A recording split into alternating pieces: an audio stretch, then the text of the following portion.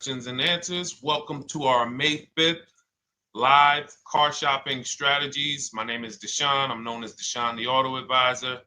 And over the next 60 to 90 minutes, I'm going to be sharing what we call the cars from home philosophy, the way you can shop, get bids, make your car buying simple, empower yourself, and guarantee that you did not leave any money on the table. We're going to talk about a lot of things you may not be familiar with. We're going to talk about things you have not heard before. We're going to tear back some mindsets that the car business has programmed in us for their profit. And we're going to tear down those mindsets because they're costing us thousands and they're making the greediest dealers in this country thousands of dollars. And we're going to get rid of that. So this show is sponsored by my new digital book. It's called Cars from Home, 7 Steps to Saving Time, Money, and Avoiding Dealerships. So I wrote that book to give you everything I know, everything I learned at Mercedes-Benz, at General Motors, running my own brokerage, and the hundreds of people, thousands now, that we've helped since 2021 to empower themselves in their car purchases. So part of my welcome offer to you is it's normally $97. You can get it for $24. That's my welcome offer for 30 minutes, anytime during the broadcast. As we go, you can get yours in my TikTok bio, in my Instagram bio, the YouTube comments, and the Facebook comments. It's a 75% off discount as part of my welcome offer for those of you who take action. And you'll have everything we teach here for the rest of your life. And you'll be able to move the same way you're going to hear me move and the way a lot of people I'm going to show you guys are moving. So no questions off limits. Feel free to start typing your questions. We are live on Instagram, TikTok. Hang on. I got Instagram up here. My man Dolan is moderating, so we're going to try to pull in every single one of your questions. Again, this is our May 5th live. We are live. It is Monday, so let's get to the questions. Okay, we got some coming in already on TikTok, Dolan. I see it is what it is. I'm just going to pull that one. I need to do one on shady mechanic shops. You should. If that's your area of expertise, the public needs to know from someone who's an insider what is going on in mechanic shops. I'm sure they get a lot of value. If you guys want, it is what it is to launch a channel teaching people how to avoid shady mechanic sites, type ones in the chat so he can know that he should go ahead and do that. Or she. I can't see if you're a man or woman. But let's get some questions going. Yosoy Tommy, I see you on TikTok. Interested in leasing, but I know I will go over the mileage. I drive a lot. Well, here's what you do. Give you an example. I'm leasing right now. I've never needed more than a 15,000 mile per year lease. So all of my leases have been 12,000 miles. I've never needed more than a 15,000 mile per year lease. Now, sometimes, that was because my family worked a little further from where we lived. We got a 15,000 mile per year lease, but most of the time I'm getting 12 because that's what I need. That's what I use. Now I'm paying $499 a month for this $55,000 Infinity truck. I got a 1% lease on it. I got my bids, the way we teach at Cars from Home. We're big on multiple offers. That's the only way you're going to save the big money and guarantee you got all the money is to get multiple bids. We teach you how to do that. You can do it by phone too. If you want to try to do it by phone, God bless you. We do it through email. We do it through emails and templates, and that's what we do. But I'm paying $499 a month for 12,000 miles. Now, let's just say I needed 15,000 miles. I would have bumped that lease up, and instead of $499, I'd be paying probably $30 more. So call it $530. Now, let's say I'm a high mileage driver at 20,000 miles. That instead of $530, I would probably be paying $620. And there I got my 20,000 miles per year. So the key is, and this is what you'll hear, people will blame the leases for not understanding that they choose the mileage. The mileage is not selected for you unless you go into a dealer and say, hey, work me up a lease. And then they're going to choose the mileage, probably give you 10,000 miles per year, and then try to close you on that. But that's not the way we shop. We're going to shop and we're going to adjust our miles based on what we need. So if I needed 20,000 miles per year, I would probably be paying $620 instead of $499. If I needed 25,000 miles per year, I would probably be paying $680. So I'm just paying, we get what we need and we enjoy our leases. because when we buy these cars and we drive ridiculous miles, we depreciate our cars, we destroy the value, and then we still have a loan on it in a lot of cases for a vehicle that we have destroyed the value in because we put 60,000 miles on it in 3 years. So our loan is moving very slow, but our vehicle's value is dropping through the ground very fast, which is typically how we end up with $15,000, $20,000, $25,000 in negative equity. I used to see it all the time in dealerships, especially when I was in when Uber took off. When Uber took off, year later, 2 years later, 3 years later, we had tons of people coming in with Hondas, coming in with various cars that had 200,000 miles on them, but they still had 3 and 4 year loans left. And, that's just a recipe for disaster. That's a recipe for disaster. So you should not be leasing, though, if you keep your cars 8 years. Some of you familiar with the 8-year rule, you understand. Everyone should not be leasing. I want to make that clear. Some people say, Deshone, you believe everyone should be leasing? No, I don't. If you are not keeping your cars 8 years, then you should be shopping for below market leases. Don't forget those 2 words, below market leases. Because if you're paying what everyone else is paying for their leases, it's not going to make sense. Some of these strategies are not going to make sense. You need to be getting below market leases. And the way we do that is to comparison shop, get multiple offers from dealers, have them compete for our business, and then we get these leases that no one else can get. Great question. So what if I go over 20,000 miles? What do you recommend doing? You choose your mileage wisely. In my book, I have a section called Choosing Your Mileage Wisely. The whole key with leasing is to scope out the mileage you're going to use, and that's what you shop for. If you know you're going to do 25,000 miles that year, you would do 25,000 miles on your lease. But you don't shop this way. We always shop with 12. A problem with leasing is once again, you go into the dealership, you say, work me up a lease. They're going to work you up what they want. They're going to say, hey, put 5,000 down. Who's had that happen? You go and you look for a lease and they tell you how much money you need to put down. Type me if you've had that happen. And again, welcome to everybody. This is our May 5th live. It's Monday, May 5th. Whether you're watching this today or you're watching this later today, because we will be rerunning this for those who couldn't make the show. Tell your friend they can catch it on our channels. But this is our live show. We're live every single Monday through Thursday at 12 noon. So you'll see people who will go and get blessed transition. You've had this happen. This is what you go in. They work you up a lease. Here, you need 3,000 down. Yeah, you need 3,000 plus your taxes and fees. What do you want to do? So that's them customizing our leases. We never want to do this. We want to customize our lease and run it like this, a template. All your leases you get with, ready? 12,000 miles per year. First month's payment only due at signing. That's it. 12,000 miles per year. First month's payment only due at signing. That is how you shop all of your lease offers, because this allows you to now use the 1% rule, which I didn't create. A lot of lease savvy people know about the 1% rule, where your MSRP, I'm going to just show an example of an MSRP, the price on the window sticker. Every lease is going to be brand new, guys, or either close to it. The price on the window sticker is the price we go by, the MSRP, and we're going to divide our monthly payment into the MSRP. And once we get that, the number, that's going to tell us if we got a 1% lease, if we got a 1.5% lease, if we got a 1.8% lease. And what we did was I created the 1.5% rule to know we were overpaying for leases. You don't have value when you lease something over 1.5%. But let's keep it to the point.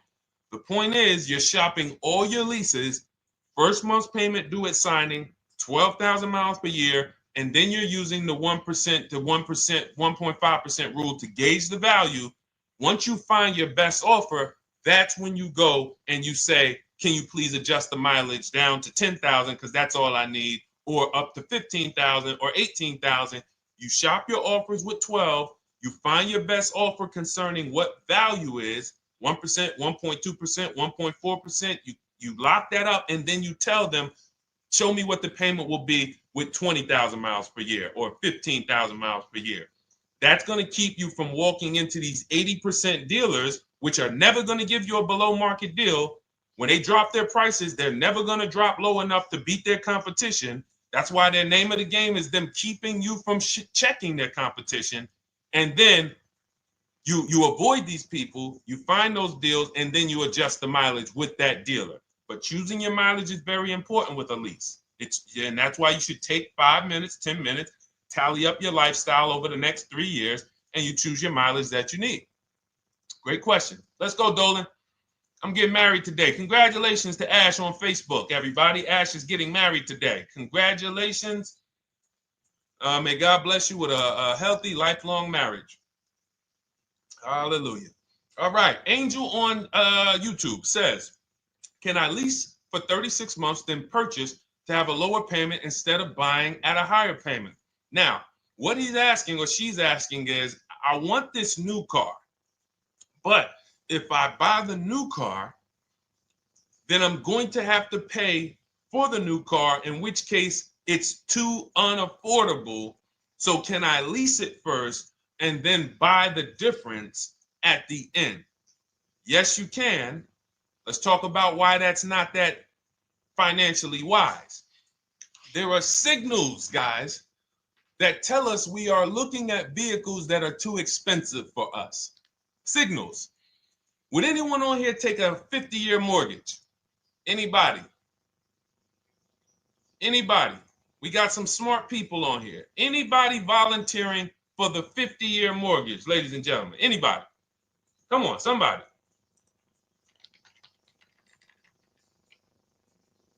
No, why not?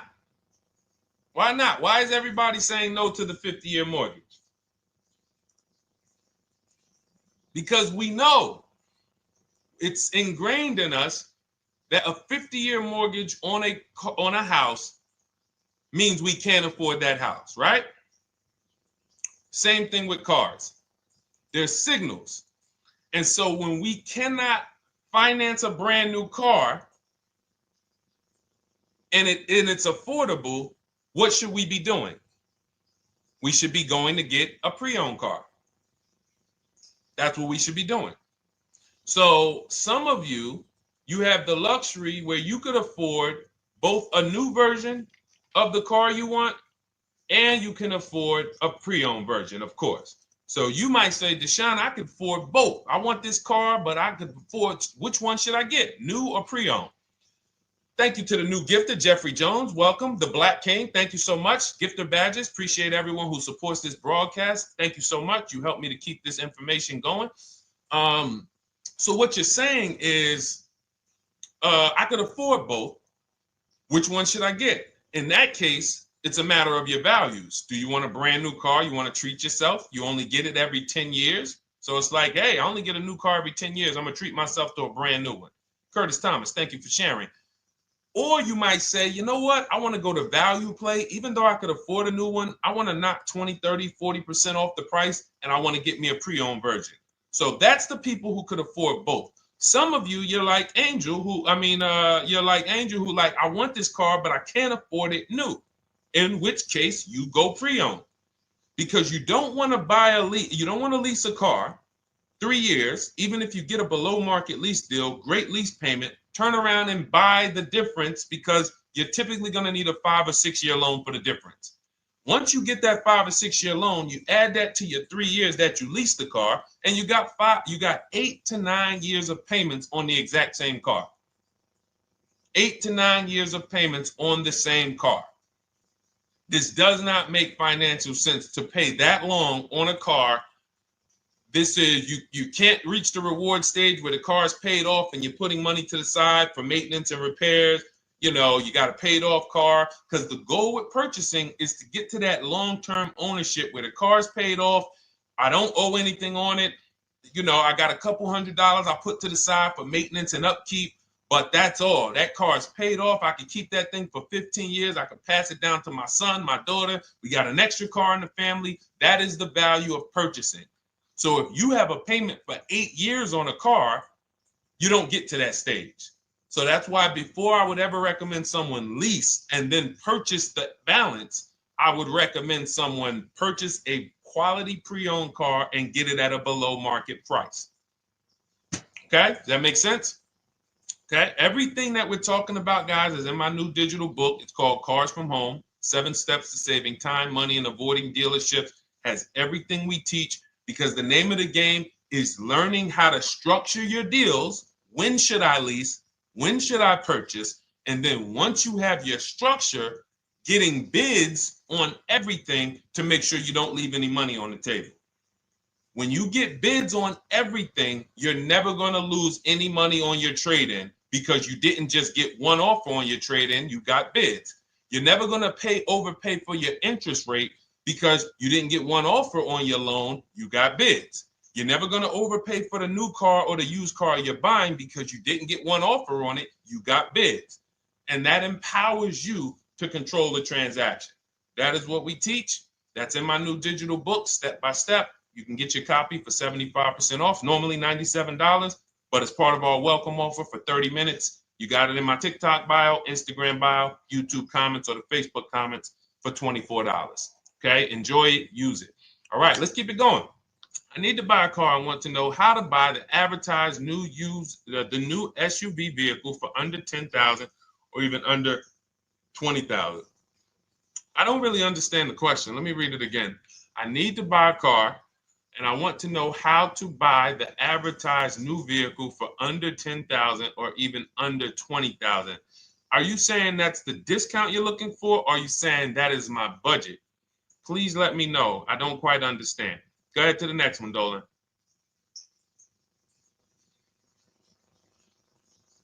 All right. If the Carfax report only has service maintenance, is it okay to purchase? Okay, so all right, this is a great question, guys. This is about used cars. Who's going to be shopping for a used car in the next year? Type the letter U. Type the letter U if you're going to be shopping for a used car in the next year. And for those who just joined, this is our Monday, May 5th, live car shopping strategies. So we are live every Monday through Thursday at 12. And for those of you who are watching the rebroadcast later in the day, you can, you'll get your questions answered. Somebody might ask a similar question, or you can join us Monday through Thursday at 12 live. Yes, so we got a lot of people who are going to be shopping for a used car. We got Buffy on Instagram, Fran Bar. Who else? A lot of people not buying? Okay. Instagram, the only people buying used cars? Okay, well, let's talk to you guys. Listen, so here's when you're looking at a used car, what you're focused on is first the service record. First the title history. What is the title history? That means, is it a salvage car? Is it a frame damage car? Is it a now, well, let's start first. Where do we find these cars? Let's start there. We're not going to lots. We're not stumbling onto people's lots. That's what they want. We do not want to go through our neighborhoods looking for used cars.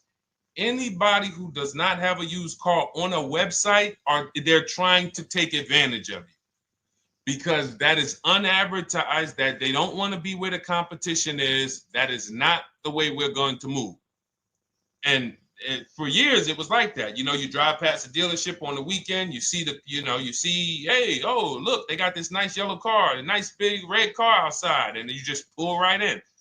That's 2005 stuff. Now, every used car, we need to be able to compare it to the whole market, which means we need to see it on a website, on a marketplace. So we're opening up, this is called my multiple marketplace strategy. We are opening up, and some of you are going to need a pen if you're going to really, or unless you're going to watch the rebroadcast, because I'm running stuff past you that, you're trying to buy a $30,000, $50,000, $100,000 car. We're not talking about how you're going to get a couple things from Amazon and, set up a little home studio for $2,000. We're talking about the second most expensive purchase most of you are going to make. So it's understand that you're going to need to focus in order to get the most out of what we're talking about. So we're going to go to the marketplaces. The marketplaces are Carvana. They sell their own inventory. CarMax, they sell their own used car inventory. Driveway, they sell their own used car inventory. We're going to go to now dealerships. AutoNation, they sell other people's, they sell their own. They buy and they relist it on their website. But then you have Car Gurus, you have Carfax, you have Kelly's Blue Book, no, not Kelly's Blue Book. You have Auto Trader, Car Gurus. So we're going to all these marketplaces, we open them right up in one tab. So now what we're doing is we're putting in our criteria, and what we want to do, we want to go 100 miles out. Even if you're not willing to drive 100 miles out, you want to see what the whole market looks like within 100 miles. So now, if you know what you can afford, then you can put in your price criteria. I have a tool that I created. It's called the Perfect Budget Calculator. Some people who have my book, you've used it, where you put in your down payment preferred, you put in your interest rate, you put in any equity from your old car, and it tells you, because what you tend to miss is the fees. That's what you tend to miss. So if you're not using this calculator that we created, you want to add another $2,000 or so, because you got to factor in the fees in that budget. Some of you go out and say, man, I think I could afford $30,000. Then when you find your car, they bump you up to $33,000 because you didn't factor in the taxes and fees. So this calculator does it for you in my book, and everything we use the Perfect Budget Calculator. But if you're not using it, just estimate another, a little higher. Now you put all of that into the marketplaces. Now you're looking for what the inventory is. Now, here's the reason why you must open up all these marketplaces. First reason, they have different cars on them. Carvana and CarMax has different cars than Car Gurus, Cars.com, Auto Trader. There's different cars on them. Another reason we need to open it up is because sometimes you'll see one car here on Car Gurus for $31,000, and then you'll see that on Auto Trader, they marked it down $2,000, it's $29,000. And you're like, wait, why the heck is it lower? This is the same car. Well, it could be because this marketplace got the notification first to lower the price, and maybe this one takes a little longer to see that, oh, maybe that takes 24 hours before their updates take effect. So that's why you want to open up all these marketplaces. Now you're narrowing this down first based on your color choices, what options you want, your models, and now we're starting to narrow this thing down. So we're narrowing it down. Now we start to look at the history of these cars. This is the best way to start narrowing down your used car search. Let's now dive into the history. I need the Carfax. Now, some of these websites will give you a free Carfax. Some of them will try to make you buy a Carfax. Now, I'm going to give you one of the secret strategies that we've been using for years in my book, and I'll tell you it right now. It is how we get free Carfaxes, because when we get to most vehicles, you guys, for those of you who are just meeting me, I worked in Mercedes-Benz for 5 years and General Motors for 5 years, and I ran my own brokerage. I started it in 2016, and I ran that while I worked at the car dealership. So I have a lot of experience and have seen a lot, and that's why I'm able to teach these things. I also love numbers. But one of the things that I know is almost every dealership has a contract with Carfax. So every dealership, we pay Carfax already. So what we're able to do is when we list our inventory on our websites, we're able to list the Carfax with it. We're able to provide that free of charge. But when we pay Auto Trader or Cars.com or Car Gurus, we are not able to actually push our Carfax to that marketplace. But if you come to our website and you find the vehicle on our website, most times you will find the Carfax for free. That is what we have been doing for years. So that now we have the Carfax, because the Carfax is the only way we can see those service records right now, because we've already narrowed it down based on, first thing we're doing is we're looking at title history, frame damage, salvage title, rebuilt title, total loss. That's the type of vehicle. The next thing we're doing to narrow it down, which is where many of you get in trouble, is you're looking at the service records. Skipping service records, buying used cars without seeing service records is disaster. The biggest indicator on if a vehicle was taken care of is what is on those service records. And if you can't see those service records, then I would not buy the car. Somebody say, oh, I'm changing the oil myself. If you don't have proof that you have changed the oil yourself, I cannot see it. I cannot see that you have maintenance this car, and that's a turnoff for me. Because now when you drive that car a year later, 2 years later, things start happening. You have no one to blame but yourself. Now the regret kicks in. Man, I knew I shouldn't have got this. But chances are, if you find a quality vehicle and you see service records on that previous owner's report, that's going to lead to a quality experience. Okay, so that's pretty much how the initial part of our multiple marketplace strategy. As you can see, we have this to a science. Nothing that we're doing is by chance. Nothing we're doing is on a whim. That is it. But let's go to some more questions. And I think the biggest thing I want everyone to understand so far is that we don't wing anything in this process. There's nothing, everything that I'm teaching you is going to be out of our systems. Now, some of you have different learning styles. So let's address this. Again, welcome to our May 5th, Monday, May 5th live. We're live Monday through Thursdays at 12 noon. And we rebroadcast this for those who couldn't make it. You can share this with your family. Tell them, hey, visit Deshone the Auto Advisor's channel. He did a great show earlier. He answered some questions that everyone had. You can watch the broadcast all through the rest of the day. Now, but we're live every week, but we're live right now. So now the biggest, some of your learning style is different.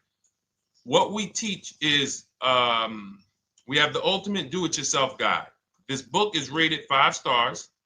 Thank you to everyone who's rated it on Goodreads. Just pull it up right here. For those of you who are actually on Instagram or YouTube, TikTok, you won't be able to see this right now. But the book is rated 5 stars. We appreciate you. And this is the ultimate do-it-yourself guide, whether you're new cars, used cars, leases, bad credit, how to make banks bid for your financing, high mileage driving. It's all in there, step by step. And it's a digital book, so you don't have to wait for it. As soon as you get and hopefully you get there before the 30 minutes, so you get your copy for the $24 instead of the $97. That's our welcome offer. But that's your do-it-yourself guide. Some of you, you're a do-it-with-you person, and that's Shop with Deshone. You like videos instead of reading. You want coaching. You want support. You want a community. We have 1,600 people in our Facebook group. That's our Shop with Deshone. We've had 2,200, almost 2,300 people come before you. When you see me share people like Zafrina and like Melissa and Sheree, Ken, all of these people who are, they're showing their car deals that they got. Look, took me about 30 days. He went through, past Friday, locked down 2 vehicles, 2 Yukon 2025. Said he dropped sold the BMW. They dropped the price down to 70 grand. So they took off like 5,200 for him. These are all people who are in the Shop with Deshone. Their learning style is they preferred videos. They preferred, coaching with me. But again, it's the same information. So I want to be clear. It's just your learning style. So if you are like Deshone, give me the blueprint and I will run this thing. That you're going to be like the people who send, like Marie. Marie just wanted to let you know she got our book. Using the book, I saved over $13,000 off MSRP. Now, here's where the feelings get hurt. And this is not my intention. But some of you have these same vehicles that you're going to see me sharing that our people get. And when you see what they paid for them and what they're getting off of them, you're going to see, wow, I did not get that. I did not get that type of discount. So all of you who have this 2025 GLC coupe fully loaded, she said they took $13,000 off MSRP. She got her bids from home, got my payment to be hundreds lower per month, maintenance included, no money down. We are masters at no money down deals. You should not be putting money into these cars unless you intend to keep them for 10 years and you got a great price already. You got a huge discount already. You should not be putting money into these cars. I have never done more than $1,500 out of my pocket for any lease. And when my car that I bought, I put money down on that because I bought it to keep it. But everything else, we are shopping with no money down. So you're going to see that a lot. So again, depending on your learning style, you can head to my bios and to the comment sections, open the Cars from Home Toolkit, Shop with Deshone might be right for you. I don't care how you get the information as long as you are saving the money. I don't care. If you could do it with a $24 book, do it with the book. I would rather you say, man, this guy Deshone helped me. I bought his book. I got it on the sale because he did the welcome offer for $24. And man, I done got 4, 5, 6 cars using this thing. And all I paid was $24. Congratulations. I will celebrate that. I wish that for everyone, but that's not everyone's learning style. So, okay, Dolan, let's keep it going. I'm sure we got a lot more questions coming in. Molly from Facebook, great to see you. Needed to be here. Well, I'm glad. I just ordered a new vehicle last week, expected to arrive in 3 months. I need a breakdown of how to get out if the options they want, get out of the options they want to the MSRP. Well, first of all, what you want to do is you want to get bids now. You do not want to wait. For those of you, she's ordered a car. She's scheduled to be here in 3 months, and she has not locked in her pricing.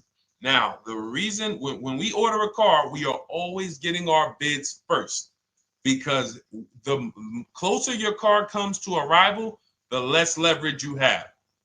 They know once that car comes in there, she's been waiting for 3 months. She is not going to want to walk away from this car. She is not going to want to do this all over again. And they're going to probably take a shot and say, or if you look for a discount at that point, you probably are going to be like, no, I'm sorry, we can't give it to you. So what we're going to do is we have to now send that request out. Now, there's 2 ways for you guys to do this, whether you're leasing or purchasing new cars. 2 ways for you to do this. You can do it your way, which is calling around. Calling around, not going into dealers, calling around, ask for sales managers, try to get yourself at least 5 offers. Because the only way you're going to see how overpriced the offers are is to actually get multiple offers. So I'll give you an example. I'm showing you guys on the screen what a market report looks like. So we also have a division. We shop for people's new cars and their leases if they have good credit. So when you see, oh, I tried to pull it up. It's not loading. So what you're going to see, and some of you who've used our stuff, you can testify to this. There is a huge spread between the best price and the worst price. Huge spread. So in order for you to know you actually got the best price, you need to see 4 other offers that are higher. I'm going to say that again. Thank you to all the gifters on TikTok. Thank you, Jeffrey Jones. Appreciate it. You need to see other offers that are higher. So let's go back to my car. This dealer who won the bid for my Infinity truck saved me over $8,000. Now, he said to me when I was making the deal with him, he said he knew that I was not going to find a better offer because he had used a special coupon he had to apply towards the deal. He needed the deal that month, and that's why he won the bid. So he's able to take off $8,000. If I was purchasing, I would have got $8,000 off the price. But I leased it, so my lease payment was $499 a month with $1,270 down total. And $1,270, $499 of that was my first payment. So every other offer that I got, $560, $605, $640, $700, $750. That's how you know you did it right. If you don't have a bunch of the 80%, we call them. This is the 80%. Some of you've heard me say we don't negotiate with dealers with fake fees. It's a losing battle because even when they take off all the fees, they're still super high. I'm going back and forth by email. So if you're using what we teach, you're taking minutes out of your day. You're going back and forth with email. We close deals in 60 to 90 minutes. I'm not inviting anyone to car college. 60 to 90 minutes of emails back and forth. Next thing you know, we're closing a deal. But you're going to see, even after back and forth and telling the dealers through email, you can do it by phone. Hey, I'm shopping other dealers. Please make me your best offer. I have all the templates written. So when you're using our stuff, you don't even have to wonder what you're going to say. You just copy and paste our template. But even after that, you're going to see, wait, these people are still giving me super high prices, even though I told them I'm shopping, even though I told them I'm serious, I could buy the car right now, even though I gave them every single thing I need to give them to get an offer, they're still $150 a month higher than my best offer. That's going to prove to you that they are the 80%. They are not coming down. When they say this is our best deal to their customers walking inside, they're not lying. It is their best deal. It is not the best deal. It is their best deal. Their competition's best deal will blow their best deal away. And the only way you do that is by getting bids. So that's what you need to do, Molly. Take exactly what you're looking for. If you want to call around, call some sales managers and say, hey, listen, this is what I'm looking for. I put in an order, but I'm not dead set on the price yet. Haven't really gotten, I want someone to lock in a price for me. And hopefully you're purchasing, because if you're leasing, it's tough, because once that lease comes in, you do not know what the lease program is going to be. So if the lease program is bad, then you could find yourself jammed up. Now, here's what we try to do to prevent that. It's not always possible. Here's what we try to do. Once you have found the best dealer who's won the bid, now what you're going to do is say, based on this price that you're selling me the car for, can you give me a lease estimate now? So let's say I'm ordering this Infiniti. I shop around, I find a dealer who says, all right, Deshone, I'll place the order. I'll take $6,000 off list price for you if you do the business with me. Perfect. Can you give me a lease quote based on that now? I know this is not the vehicle. My vehicle's coming, but can I get some type of an estimate of what it would be? And then I look at that, and if it's affordable, now I place my order. But I'm not placing an order for a lease blind, not knowing what my payment's going to be when that car gets here. Okay? Does that make sense? I know I may be typing, this is heavy. That's why I told you guys, when you're here with us in car buying, below market car buying strategies, this is like short 60 to 90 minute master classes.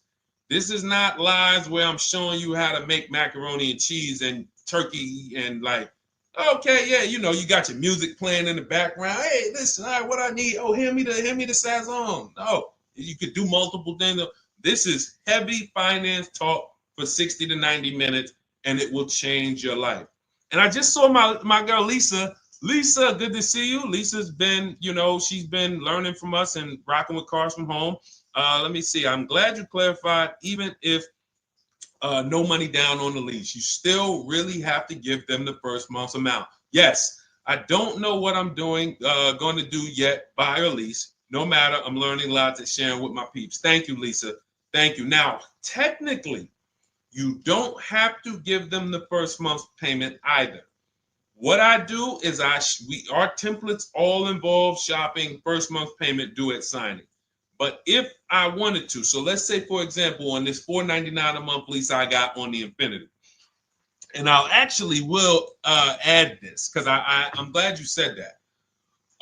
The lease that's your first month's payment, so it's not considered money down. It's considered your first month's payment because you're leasing, you're paying 36 months or 39 months. We don't do 4-year leases. We don't even do 3.5-year leases in most cases. We're not doing it. It's 36 months, 39 months, and if they have a really, really good program for 2 years, they will tell us about it. But we shop for 36 months. But you can tell that if I wanted to tell them, you know what, I want to do a straight sign and drive, I don't even want to give you the $499 for the first payment, which means you're asking them to pay the first payment, then it would have just been $500 going back into the cap cost, which would raise the payment probably with interest and taxes, maybe 15, 17 bucks, something like that. So if I truly wanted to bring nothing to the table, I can just have them to, cap the first month's payment. You can do that.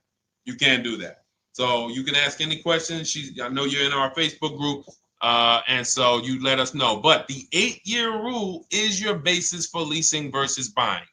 The 8-year rule, when you guys open up my book, you'll hear me talk about this. I'm going to make a whole lot more videos about the 8-year rule because it is the parameters for how to know whether to lease or buy. It takes into account how drastic cars depreciate. They lose value like crazy. All the losses are in the first 5 to 7 years, and you don't win until you've kept the car at least 8 years, compared to someone who's getting a below market lease. So let's take an example. You look at somebody like, look, Brian. Brian got my book. Just finalized my first ever lease using your system. 2025 HRV Sport all-wheel drive, $30,000, $505 MSRP. So this is a $31,000 vehicle almost, and he got it for $395 a month, which is a 1.2% lease, no money down. Now, his initial quote from this dealer was $434. This is the winning dealer. But in my book and in our systems, we have a counter offer calculator where we put all the offers we get into the calculator, and then it calculates the best offer and it tells us what to counter. So his initial quote was $434. He countered with the calculator and ended up closing his deal at $395. So these are the people that, for all of you who you're like, wow, are there any cars out there with a $300 payment anymore? Well, if you're buying a car, you are buying it at a $300 payment. You could only spend, who knows, every $5,000 on a vehicle is about how much per month? Every $5,000. When you're looking at a car, every $5,000 on a 5-year loan, which is what you should be defaulting to, is about how much per month. Thank you, Nikki. Nikki got a #1 gifter badge. And I don't really know what all of that stuff means, but I definitely appreciate it. The Black King, thank you so much. I just know it means you guys support the show. So I appreciate it. So who knows? Every Nucci Graham is and I wanna Nucci Graham will address you next, because as soon as you get your book, on the thank you page it says, "Thank you for your purchase. Click below to open your book." So we'll address that shortly. But okay, thank you, Lisa. Yes, every $5,000, and Nikki, $100. So this keeps you in the safe zone. When you are looking for how much loan I'm going to take, you are looking and saying, every $5,000 is going to cost me roughly $100 per month. So if I want to spend $400, then my loan needs to be about $20,000, which means I'm looking at this car. If I'm going to buy it for $23,000 plus fees, and I want to be at $400, I'm going to have to come up with some more money down, because I need to get my payment here. I need a $20,000 loan.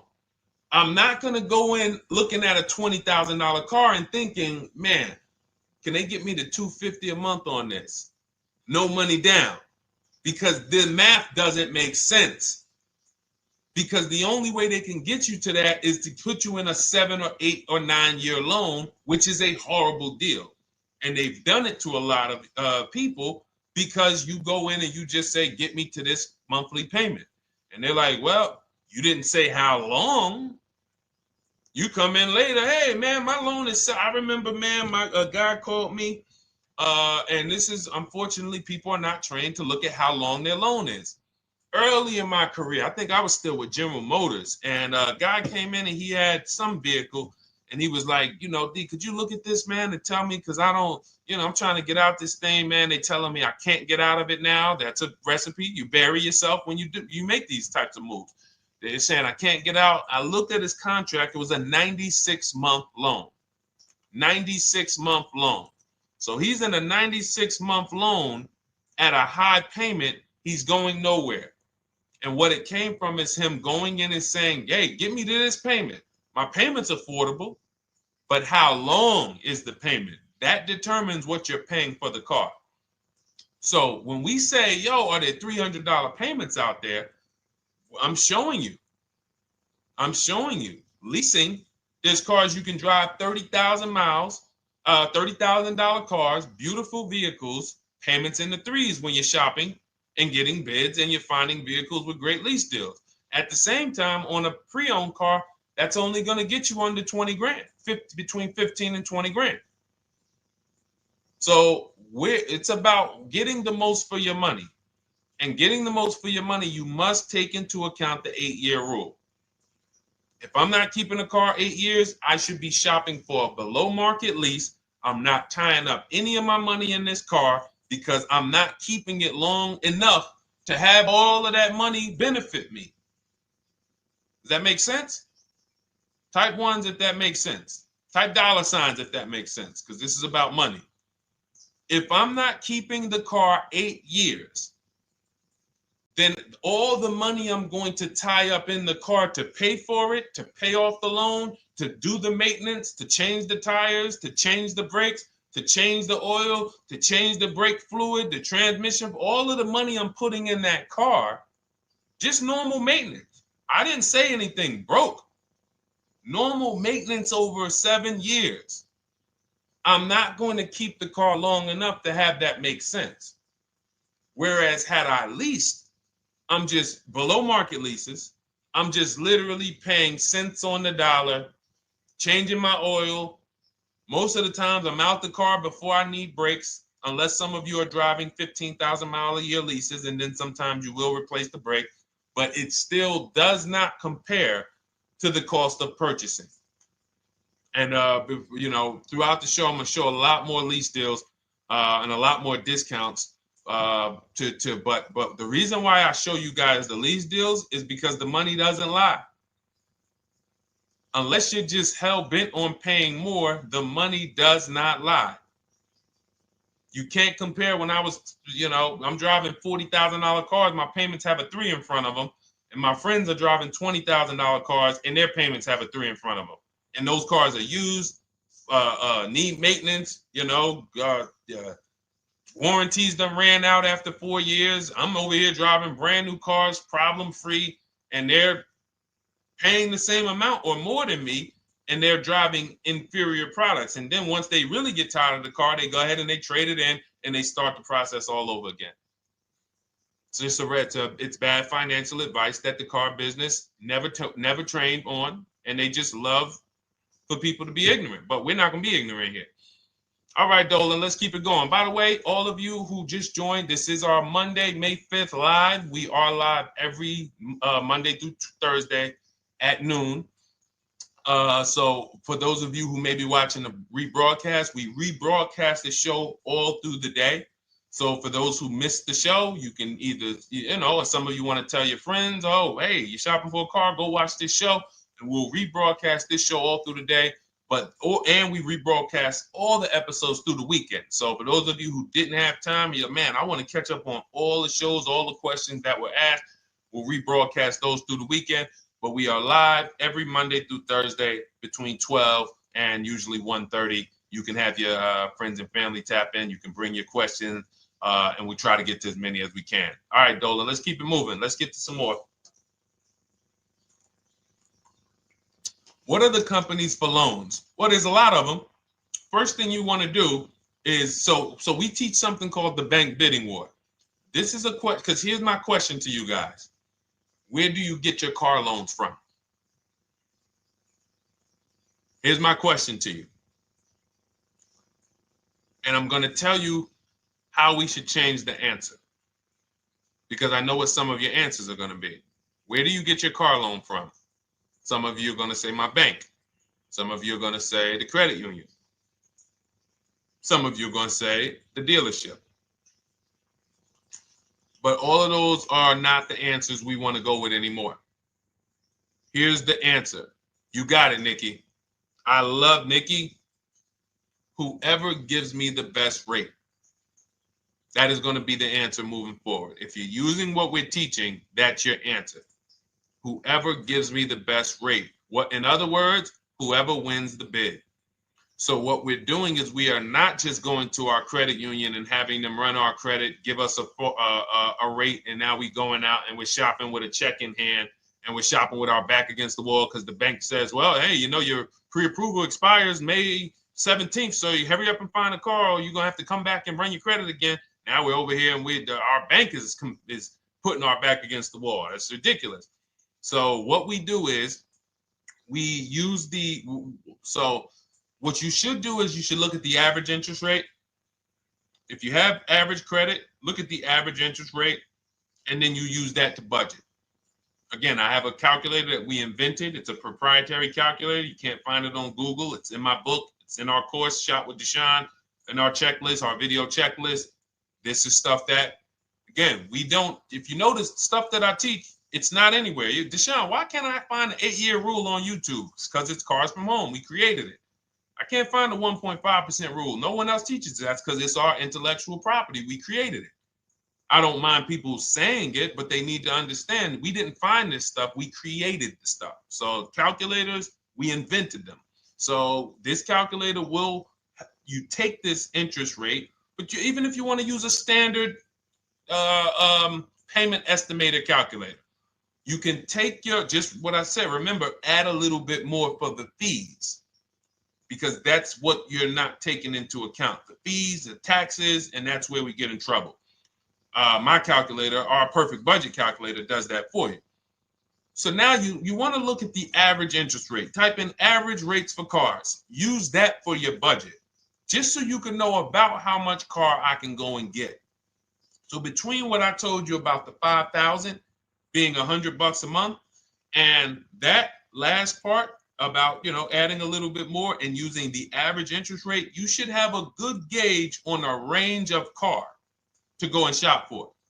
Now, once you now shop your market, whether you're shopping new or whether you're shopping pre-owned, once you find no one's touched your credit till now. No one has touched your credit with a hard pull, especially not.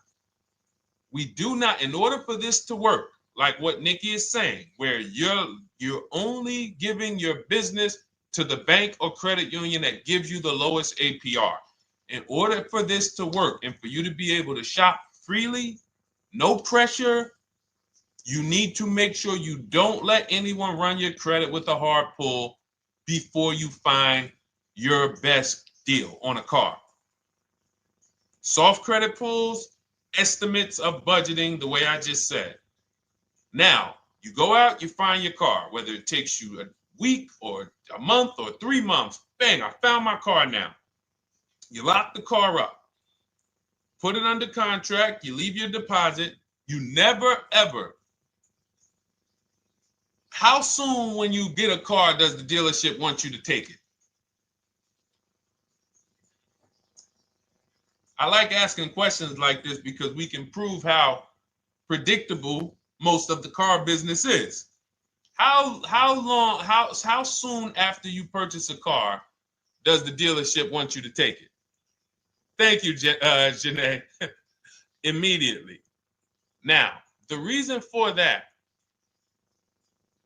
is, there's various reasons.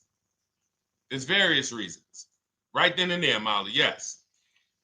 But what I want you guys to focus on is what you lose by taking it right then and there. You lose the ability to shop the interest rates.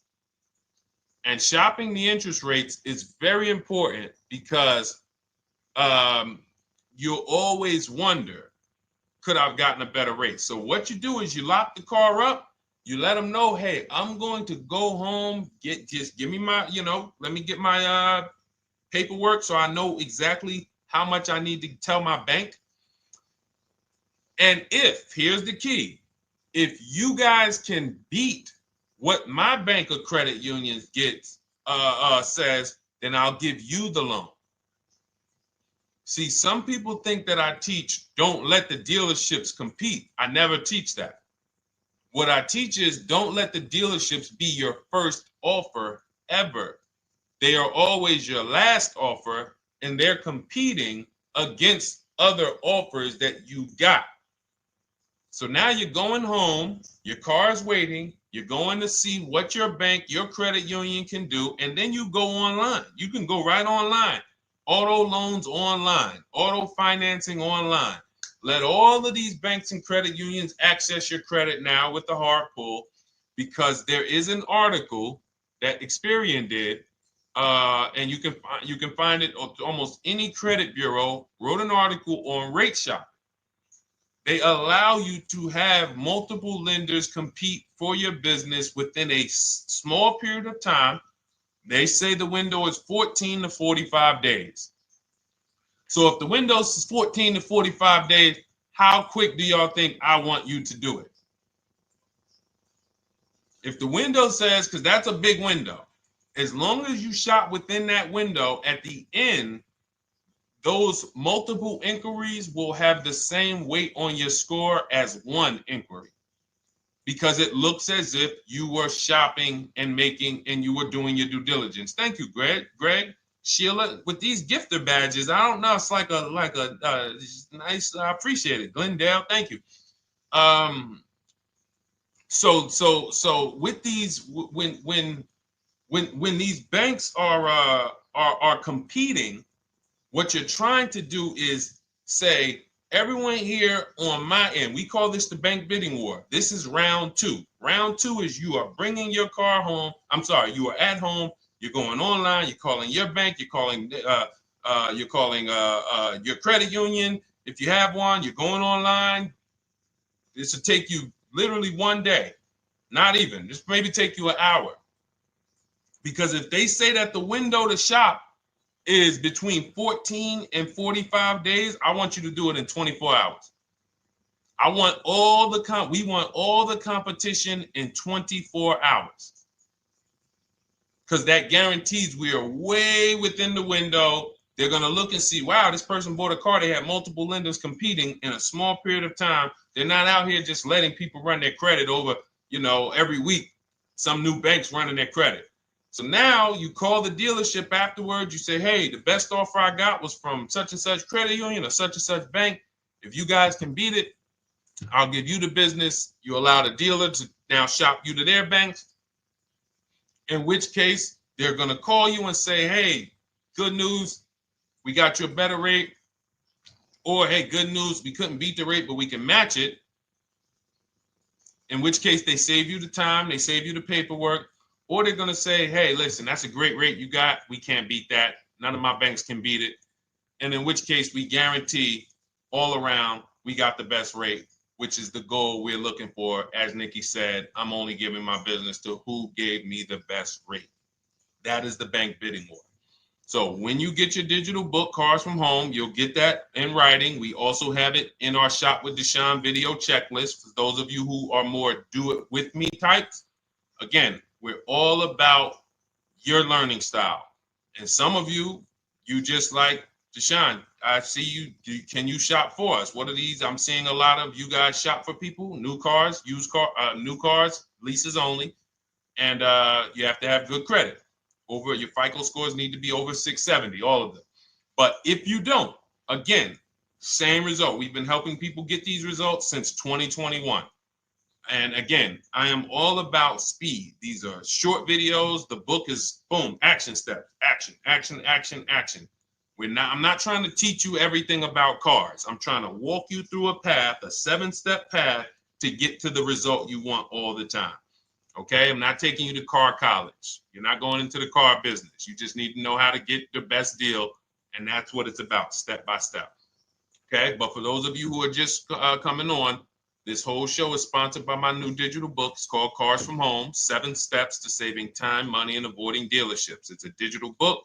Everything we teach about new cars, used cars, leases, below market financing, high mileage driving tips, bad credit tips for those of you who have your credit is not going to qualify you for everything else we're talking about. You need specific strategy.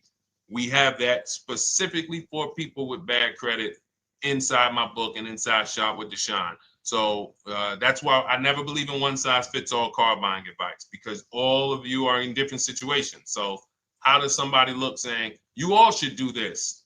We're all in a different situation. I have a trade-in. He doesn't. He has a lease that's coming due. He doesn't. Oh, he has a lease that's coming due. He has equity in it. We need to help him get that equity out. He has a lease. It has an equity, but it has a third-party restriction. We can't talk to people the same. That's why everything we do is custom and letting you know, no matter what your situation is, it's very common to us. Very, very common. So, all right, let's keep it going. We got some more time, Dolan. Pull them up. More questions. All right, yeah, I see we got a couple more coming in on TikTok. How do I get the book? Well, the book is in my TikTok bio. In my Instagram bio, there's a website there. It's Cars from Home Toolkit. And then you'll see the welcome special for $24. So the book is normally $97, but as part of our welcome special, you got 30 minutes to get yours for $24. So you won't pay the $94. You get 75% off. We also have a link for you guys on Facebook and YouTube in the comment section so you can get your copy. And if you're going to spend a couple more minutes with us, I would appreciate if you share the broadcast with one person that you care about, so that can help. We can help get this information out, and we can help change lives. If you didn't receive your ebook, well, first of all, as soon as you purchase your book, you're going to see a thank you page. It says thank you. Screenshot this page, and then it says below, click the link below to open your book.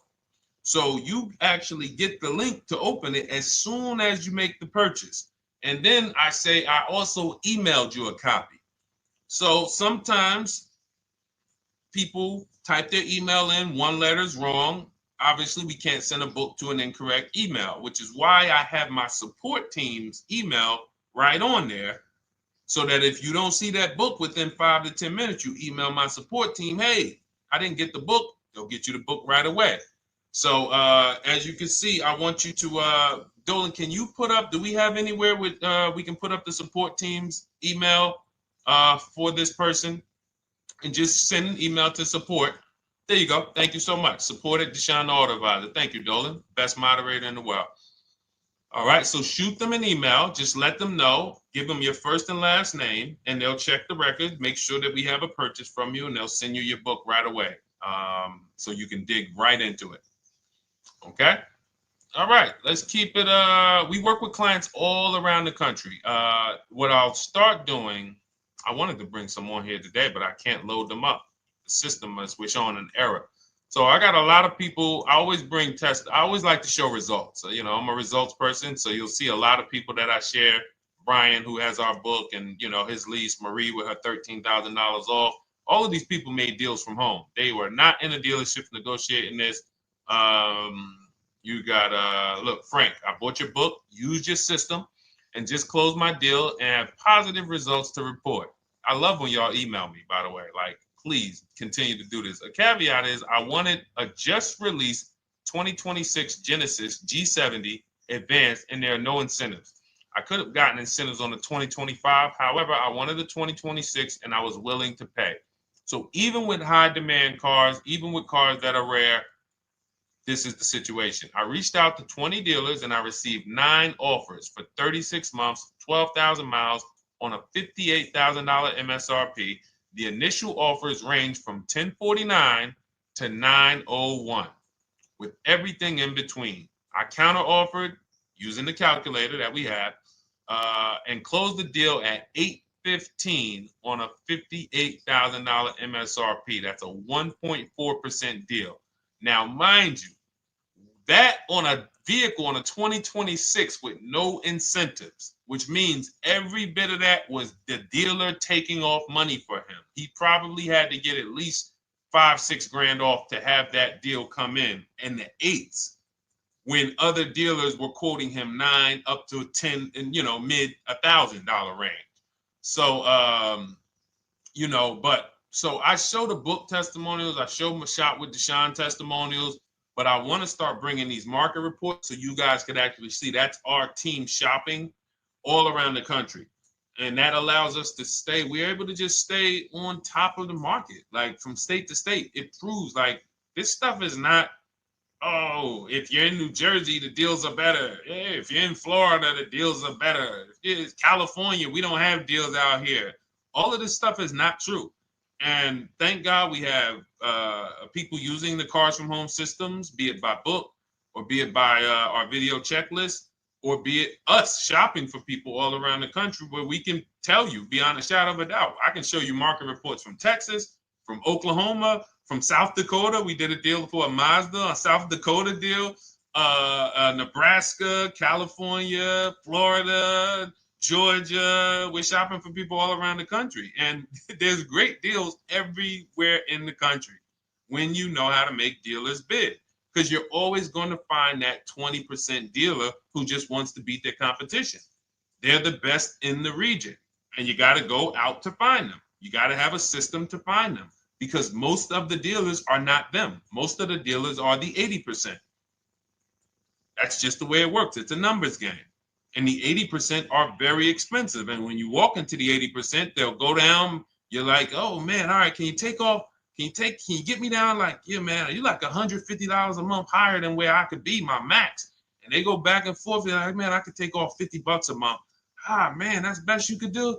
And then next thing you know, you get down to 100. Yeah, all right, we'll take off $100 a month. And you're like, all right, I guess I'll take that. You don't realize that a 20% dealer, not only were they nowhere near your max budget, they were $100 less than your max. You're talking to the 80%. The 80%, when they come down, they're still here. The 20% are here. So you're over here with an 80% dealer walking into these dealers. 8 out of 10 dealers over here are 80% dealers. So y'all talking them down like this, and y'all thinking we winning. Oh, I talked them down to this. Meanwhile, the 20% dealers are here. 20% dealers will launch a bid. We gotta cut. Oh man, if this thing wasn't broken, tomorrow's show, I'm gonna bring on a lot more market reports. We got dealers who come right out. We getting offers 700, 790, 820. Dealer come right out 650. Boom, blow everybody away. Like, oh, let's go. We got a winner. Looks like we got a winner here.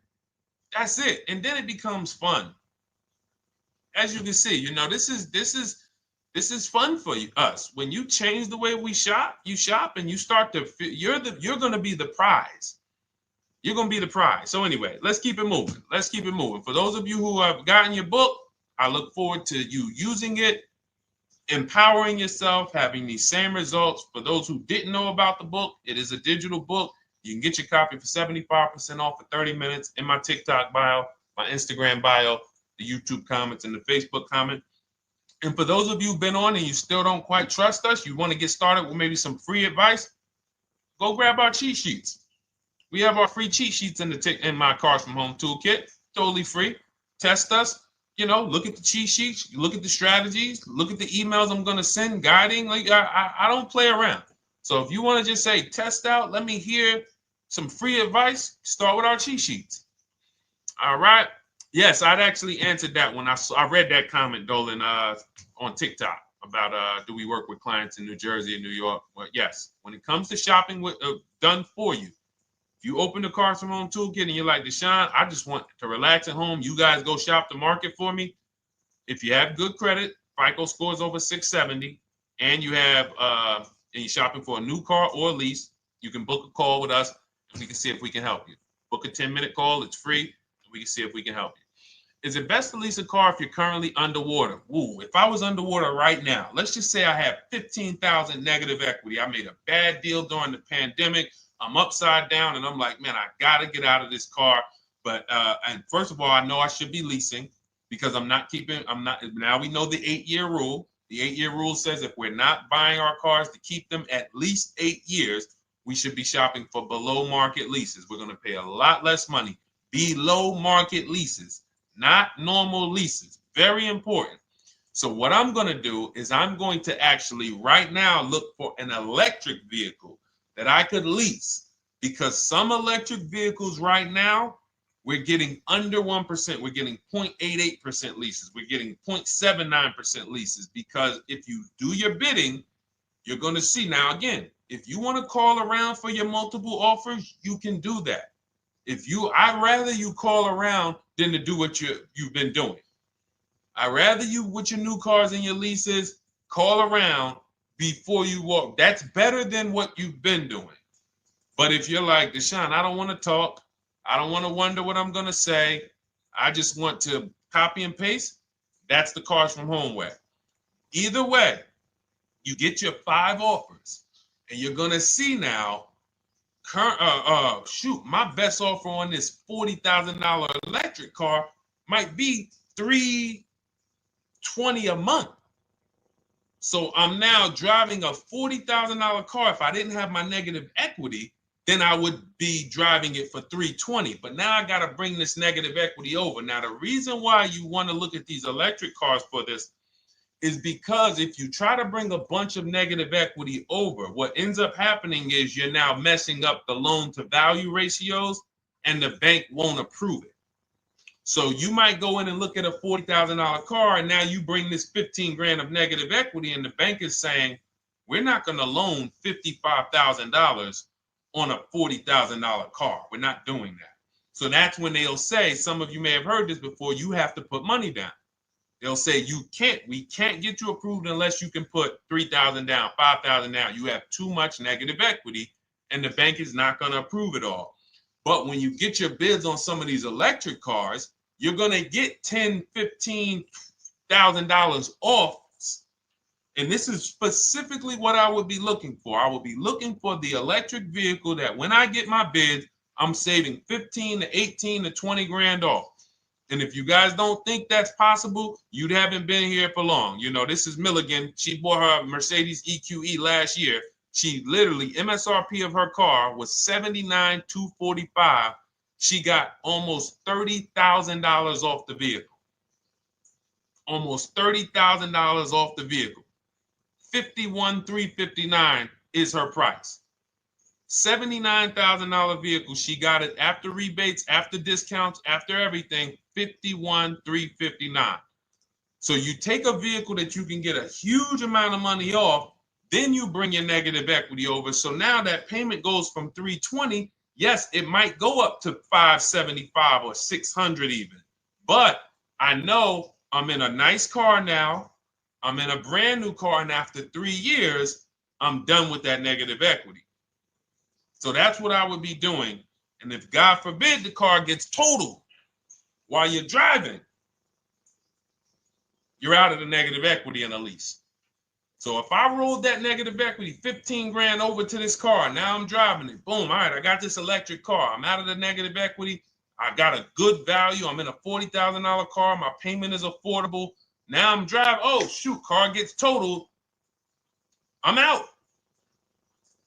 I can go get me another car now. I can go and get the same exact car, but I can get it for $320 now.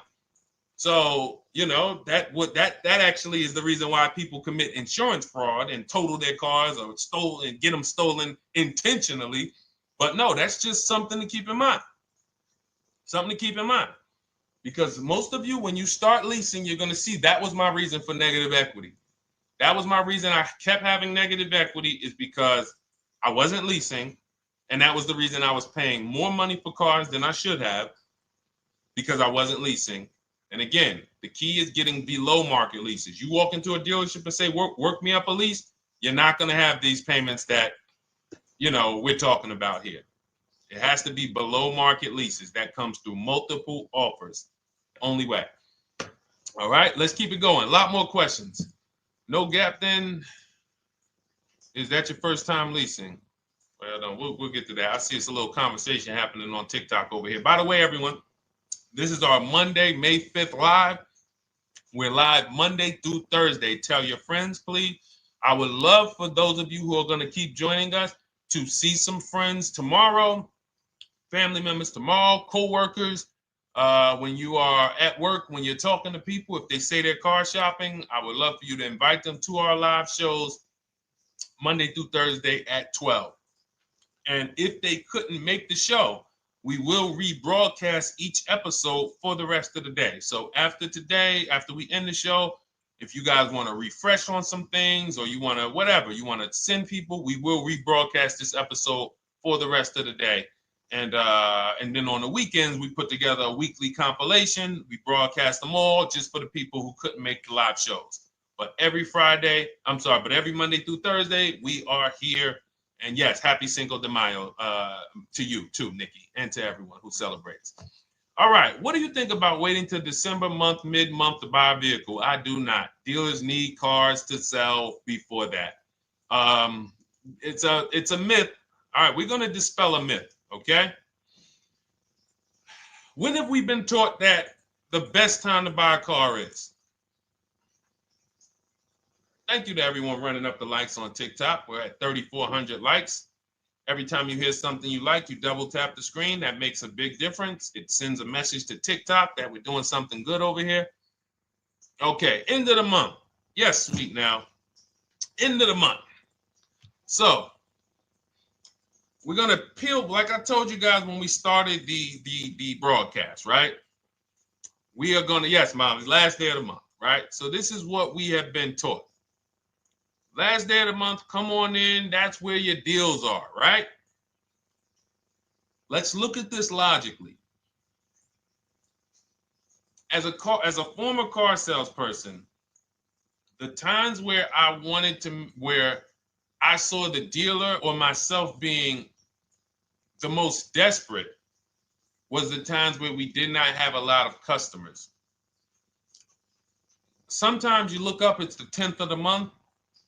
They call us into a sales meeting. They say, hey, guys, we got to sell 200 new cars this month. We are only at 40. We are way behind. We are tracking way behind. Call anyone you know who's a real customer. We are entertaining every reasonable offer. Now, you've been taught there's a group of people that we know are coming at the end of the month. There's a group of people that we know that last weekend they're going to rush. But there's no desperation there from us because we know they're coming. So we look and say, I'm much more desperate at various times throughout the month than I will be at the end of the month. Because think about it. Every time you go into the dealership at the end of the month, is it dead or busy? You go into the dealership most of the time at the end of the month, is it dead or busy?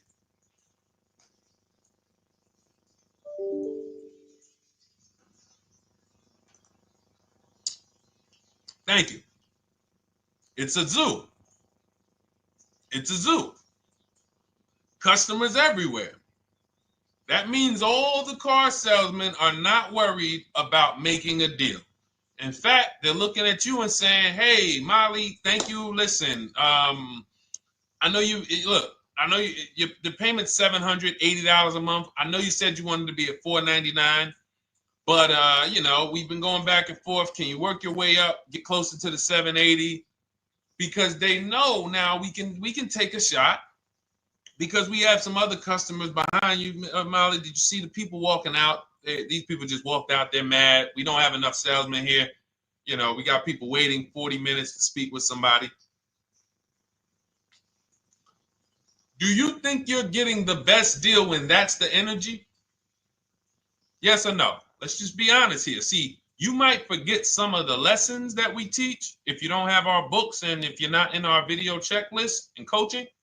You might forget some of the lessons, but hopefully you won't forget the stories. So you walk in the dealership at the end of the month, the place is a zoo. It's people everywhere. They're ringing bells. They got the big clown, donuts around. Hey, you want a donut? Do we think there's desperation? Thank you, Sheila. Thank you, Molly. There's no desperation here. And they don't magically wait till the end of every month to hit their numbers. Some dealers hit their numbers at the 25th of the month. Numbers are hit. We still got people coming in end of the month. So What we want to do to answer the question is we want to be positioned. What I like you to do, for those of you who are in an emergency situation, you need a car in a week, in 2 weeks, that's fine. Everything we teach can guide you. We've had people who got their cars in 3 days. Like that's not something that is let's see. This is my second go around, much easier, more relaxing experience. Calculator definitely helps. Turned in my CRV, got a 2022 Marcus, some dealers wouldn't do. Somebody, I wanted to read you somebody who got their car in like 3 days, 5 days. That's normal. Again, like I said, we're not taking you to car college here. Like you know, our step-by-step programs can get you to your cars in less than a week, 90 minutes. But you don't want all your car shopping to be emergencies, because here's where you want to be. You want to be able to say no for up to 3 months. Reason is, there's a group of people that walk into the dealerships. They're there right now. They're desperate. They're giving off desperate energy. They can't say no. They back themselves into a corner for whatever reason. If their leases are up, maybe they don't know you can get an extension. If your lease is up this month, you can call. You can get yourself an extension for 1 month. Some leases will be extended up to 3 months, up to 6 months. Those of you who have cars and you're like, Deshone, I'm shopping for a new car, but I don't need it. I just, my car still got some life to it, but, I want to look for something new. This is a position of power to be in. This is where you want to be. You want to be able to say to yourself, all right, let me look at the offers this month in May. All right, I'm going to follow up next month because the offers change. The used car market changes. The lease prices change. The dealer desperation, it changes. I'm not letting tariffs push me into doing something and making a bad deal. I'm not doing it. I'm not worried about tariffs coming, because there's going to be deals no matter what. If the prices of the new cars go up, what happens to the prices of our used cars that we're going to be selling? See, that's how we really won during COVID. Some people who've been with me since 2021, that's how we were winning. My man John Shaw, he was one of the first people. David Isaacs came in, got his BMW. Yes, the lease prices were slightly higher back then. We were still getting under 1.5. We were still getting 1.4. John got a 1.2 on a Jeep Wrangler, but we were selling our old cars for 8, 10, 12 grand more than they would be worth today. So even if the new car market goes up, we know how to maximize the prices of the cars we're getting rid of, and we're going to offset it. So we want to position ourselves to be able to say no. That is the strength. That's the leverage where we can say, you know what? All right, I'm going to follow up next month. Now we're telling the dealers right up front, hey, call me. I'm good between now and June 18th. I'm good between now and July 20th. So now what those dealers say is, okay, this is a serious customer. By the way, we have all this in templates. In my book, you fill out the template, you fill in, here's the day you can buy a car. This is your deadline. When we blast it out, these are things you can call dealers and you can tell them, hey, I'm good between now and anytime before the summer. Call me if you get a black one with the red seats and this package in it. If you want to call around, you want to do it that way, you could do that. But what you're letting them know is, call me when you want to make a deal. I can make a deal today. Let me see the numbers today. Great. All right. If sometimes you'll see that a car is a little bit out of the range we want it to be in, you might say, man, I'm looking for it to be around, 505. This thing's coming in about 550. Okay, maybe I'll check next month, see if the program gets better. You might say, all right, dealers are saying to some of you shopping for cars that maybe every dealer is not going to have it. When you reach out to the dealers, only 5, 6 dealers have it. But they say, hey, I got something coming in May. I got something coming end of May, June. Is that good for you? See, they're desperate customers. They can't say yes to that because they back themselves into a corner. But you guys now operating with a 90-day shopping cycle. If a deal comes today, I'm jumping on it. But if you got something coming next month, I'm jumping on that. Call me when you're desperate. Call me when y'all have that meeting. Hey guys, we're way behind. Listen, we need a deal. I'll take any deal right now. Hey, is that person that Sheila McCauley, you know, that last month, her number, we couldn't make that deal last month. Did she get a call yet? Hey Sheila, did you get a call yet? No, I'm still waiting. Okay, great. We can get to your number now. Perfect. Thank you. Positioned. So we want you to be positioned when you use what we teach, whether it's the Cars from Home digital book, whether it's the Shop with Deshone. For those of you who are like, Deshone, let's do this together. I want the checklist videos. I want coaching. I want to be able to pop into the Facebook group, ask around. We can't give you that for $24. No author can give you the support. I got tons of books. There to Be a Man, In His Steps, Tony Robbins' book. None of these authors can give me support for the price I paid for their book. That just can't happen. But some of you are like, you know what? This is a big investment. I want to make sure I have a access to, you know, systems for life. That's the Shop with Deshone done for you video checklist. And then you got coaching direct with me in our Zoom calls every first and third Wednesday. Twice a month we do. And then we got our private Facebook group with 1,600 people. And then some of them are sharp as me. I'm telling you, let's look at, you know, y'all know I brag about Rosalie. If you like Rosalie, if girl got 4 cars in within a year, you know. Her first car was the Infinity. She got her Infinity truck. And I was sharing her a lot last year when she got her Infinity QX60, but she recently shared that she got 3 vehicles. And hold on, where is she at? I just had her up. So this is the people that's in the group. Like, look, 3 vehicles. Big shout out to Deshone the Auto Advisor for making these incredible deals happen. 3 new leases for my sons with only first month's payment down. She got a Nissan Rogue, almost $37,000 vehicle, $399 a month, no money down. Mazda CX-30 Sport, $28,000 vehicle, $28,300, $339 a month. That's a 1.2% lease. And she got a Mazda CX-50 Premium Plus, $40,400 vehicle, $420 a month. 2 1% leases and a 1.2% lease. And the cherry on top, she says, I sold 2 leases. Some of you don't even know you could sell a lease. She said, I sold 2 leases. She had equity. Now, not every lease has equity. But if 8 out of 10 leases don't have equity, then 2 out of 10 do. So if you've just been dropping your leases off at the dealership, hey, here's my old lease. Let me get the new one. Hey, here's my old lease. And you have not assessed the equity. Could there be equity in it? Imagine how much money you've left on the table. Imagine how much, wow, I didn't even know you could sell leases. She sold 2 leases, 2 2021 Elantras, walked away with $6,737 in equity. Deshone, I could not have done this without you. Your program is a game changer. So this is what we want. We want empowered car shoppers. We want people who are not intimidated.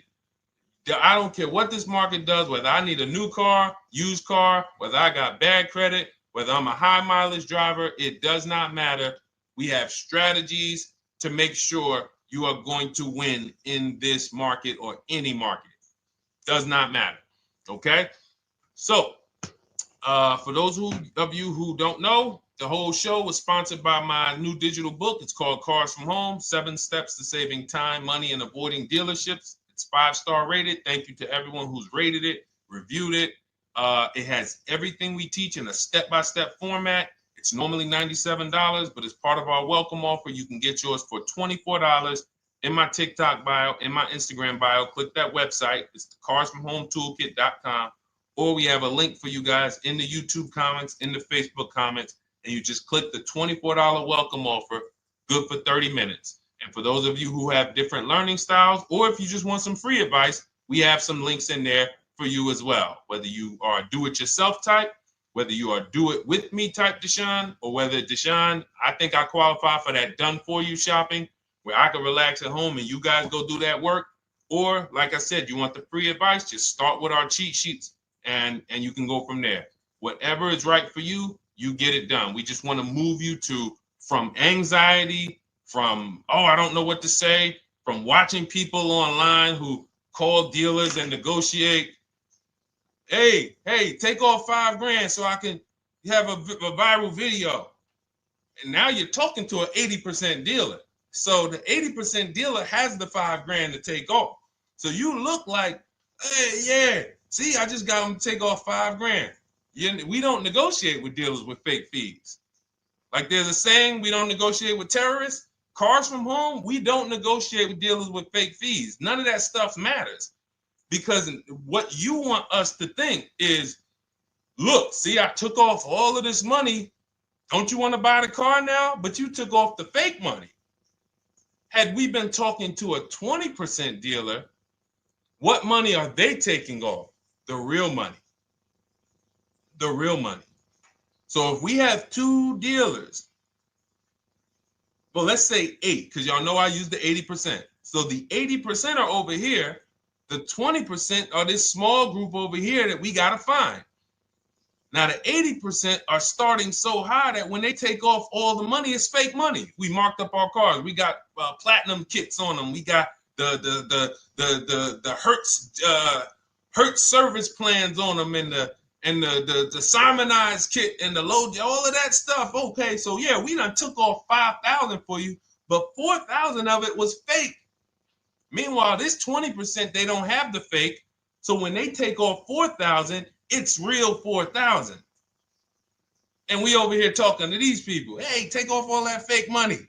See, guys, you can do this too. So listen, we bidding is the way to go. You cannot negotiate your way to a below market deal, but you can get bids and it will make your life easier. You'll start to enjoy your car shopping. You'll start to feel like you're empowered. You're the prize. Someone won your business. They won your loan. They won the opportunity to buy your car. You are the prize. So that's what it's about. So we are here Monday through Thursday, 12 noon. Make sure you meet us live or tell your friends and family who are shopping, hey, hop on this show. We're live on TikTok, Instagram, Facebook, and YouTube. But we will broadcast the show for the rest of the day. So those who want to catch up on some things that you may have missed, or if you just jumped on and you're like, whoa, man, I missed a lot. We'll rebroadcast this show for the rest of the day. But tomorrow we'll be back, which will be Tuesday, May 6th. 12 noon, meet us here live. Thank you so much. Welcome to the new followers. Thank you to everyone who gave me gifts. Thank you to everyone who bought a book. Thank you for those of you who are in Shop with Deshone. I look forward to your success stories. Always a pleasure.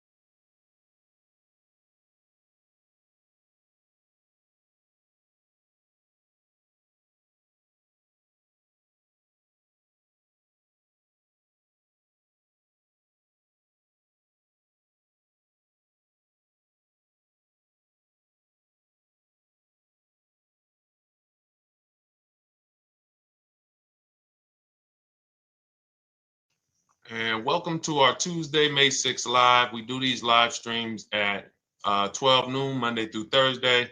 I am your host, Deshone the Auto Advisor. And for those of you who've never met me, I have devoted the last 4 years to teaching people how to get the best deals on cars and to learn all the mistakes that the industry, the car industry, would love for you to continue making, because they make a lot of money when you make mistakes. And so what we do here is we really just do questions and answers. I will teach on various topics that I feel are widely misunderstood, like the subject of leasing. And some of you who are new here, if you've never been here before, could you type a 1 in the chat if this is your first time on a stream? We do these streams about 60 to 90 minutes. And if you're going to get the most out of them, we just ask that you lock in, that you focus, because we will be talking about $1,000 mistakes. Nothing here that we'll be talking about over the next 60 to 90 minutes is hundreds of dollars. You know, I'm not looking to, have you spend some time with me on a Tuesday to talk about how to save hundreds of dollars. No offense, I'm sure that's important to some people, but we are here to talk about things that are affecting your bank account by the thousands every year. And so if you got some time, I would love for you to hit the like button, like wherever you are, and let's just tap in. You can start to type your questions. This whole stream is sponsored by my new digital book. It's called Cars from Home, 7 Steps to Saving Time, Money, and Avoiding Dealerships. It's a digital book. It's 5-star rated. Thank you to everyone who's rated the book and reviewed it. And it's normally $97, but for the next 30 minutes while you're watching, you can grab your copy for 75% off. That's our welcome offer. We always like to reward people for taking action. So you can get your copy for $24 instead of $97. And you can just head to my TikTok bio. You won't leave the show, my Instagram bio, the Facebook comments, or the YouTube comments, and use that link to get your welcome offer, and you'll have everything we teach. So as we go through this for the next 60 to 90 minutes, if you're like, whoa, Deshone, this is a lot. Wow, this is a lot. You can grab the book and make sure you have everything that I teach and everything in a step-by-step format. Okay? So I have my man Dolan moderating. Good afternoon. Thank you, Johnny Miller. Good to see you, Lil G. Again, guys, we are live. This is our Tuesday, May 6th live. We're live every Monday through Thursday at 12 noon. But we do rebroadcast these throughout the day. For those who cannot make them, you can watch the rebroadcast, or if you got to go back to work, we'll be rebroadcasting it for the rest of the day until our show tomorrow. All right, so let's start with the questions. You can feel free to get into it. Okay, do you have to get the extended warranty? This is a great question. This is car specific. A Honda, Acura, Toyota, in most cases, have always had low cost of maintenance and their parts are inexpensive. When you're buying an extended warranty or you're considering it, it is a risk product. It's an insurance plan. So that means you can pay for something and not use it, just like car insurance. You don't necessarily use your insurance until you have an accident. Same thing with an extended warranty. It's an insurance policy. So what you're trying to do with any insurance is see what is the likelihood that what I'm paying for this is going to exceed the price if I did need to use it. So in the case of a vehicle, when you're trying to determine what should I get an extended warranty, there's 2 things that are important. Does this vehicle that I'm purchasing have a high likelihood of things going wrong? We know, and some of you have had cars with histories, and we know there are certain cars, they tend to have things go wrong more than others.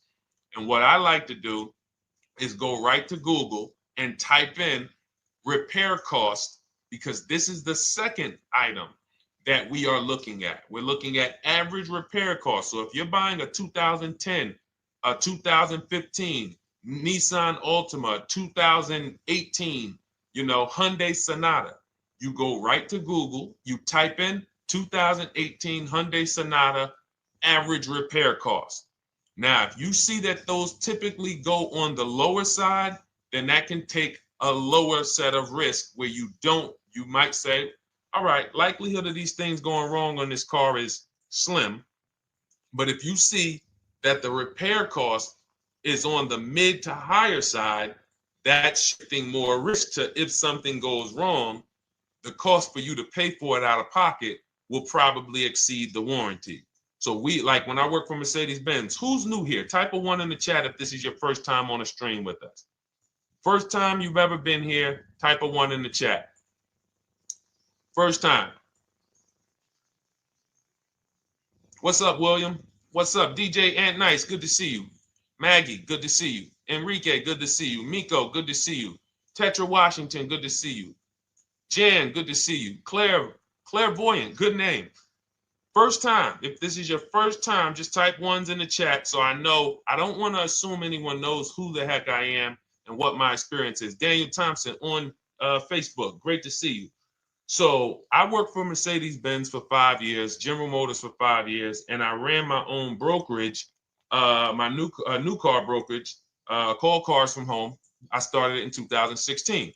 Now, when I worked for Mercedes, when people were purchasing a Mercedes, what I would tell them is buy as much warranty as you can afford. Buy as much warranty as you can afford, because I knew that when something breaks on a Mercedes, nothing's under $1,000, and typically it's $2,000-$3,000. So a $4,000 warranty on a Mercedes-Benz is usually worth every dime. But at the same time, we have cars that, again, less likely for things to go wrong. And then when things go wrong, if they go wrong, they can typically be repaired inexpensively. Good to see you, Arms Reach. Welcome on Instagram. Shout out to the people checking in live. Great to see you all. So that's how you're measuring extended warranties. You don't want to get an extended warranty on a vehicle that has a low cost of repair and a low likelihood of things going wrong. You can then take your money, put a little bit to the side, have a little emergency fund, that same $3,500 that you would have put into the warranty, or $2,500, you put that to the side over the course of a year, 2 years, put $100 a month to the side, and then have that be your cushion just in case things go wrong. It's better for you to have that money in your bank account, and if things go wrong, you take it to your mechanic. You must have a local mechanic. You guys know I swear by local mechanics on cars that don't have warranties. Even if you have a Mercedes-Benz, a BMW, an Audi, something that is typically harder to work on and takes more of a specialized engineer, there are still plenty of places that have those. I mean, there's shops where they used to be Mercedes-Benz techs. Now they have their own shops. This is who you want, because their cost, their labor is going to be probably 1/3 of what a dealership is going to be. So these are the resources that, again, keep more money in our pocket while getting us the same level of service and experience. Okay, great question. Welcome, Uncle Nene. Good to see you. Uncle Nene. All right, listen. Nicole, good to see you. All right, Dolan, you can pull up the next question. Feel free to start typing your questions. And as we get more questions in, we'll try to get to all of them. You guys know we're not always able to, but we do try to get to all of them. How do I shop around for the best lease deal without affecting my credit? Well, first of all, you're talking to someone who's, just so you know, I've taught thousands of people to lease. I've gotten 7 leases. Now, when we look at what we are doing with a lease, first, we have to consider how we want the information presented to us. We are not letting dealers tell us how they're going to quote us. We are telling the dealers how to quote us. So we are going to have all our quotes. Thank you to everybody hitting the like button. I see you. I appreciate you. And shout out to the sharers. As I see people who share, I always like to give the shout outs to the people who share this broadcast with their friends and their family. And thank you to everyone who's giving gifts on TikTok and Instagram. Appreciate you all. So what we are doing when we're telling a dealership, you give us a quote with first month's payment only out of pocket, 12,000 miles per year, and put all the taxes and fees into the payment, assume tier 1. So we are presenting it now in my book and in my Shop with Deshone programs, my video checklist. I have all the templates.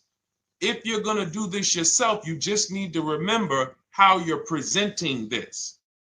You can call around to dealerships, because there's 2 ways to do this. Shopping from home. Cars from Home is about showing you guys, and I'm going to be showing you guys a ton of payments. And listen, I don't want you to feel bad, because some of you are going to see that you've left a lot of money on the table. Part of what I have to do here, and I've been doing it for 3-4 years now, is I have to tell you the bad news. For 3 years, I did a masterclass called Everything You're Doing Wrong Buying, Selling, and Leasing Cars. We put probably over 15,000 people through that masterclass. But those were people who were willing to hear the bad news They knew, Deshone, I got to hear the bad news to get to the good news. So as I show the difference in the prices that we get and the people who listen to me get, more than, forget about me, the people who are like you, the people who are on a live, saw a video, and then took action and learned and use our processes, the results they get compared to what you're getting.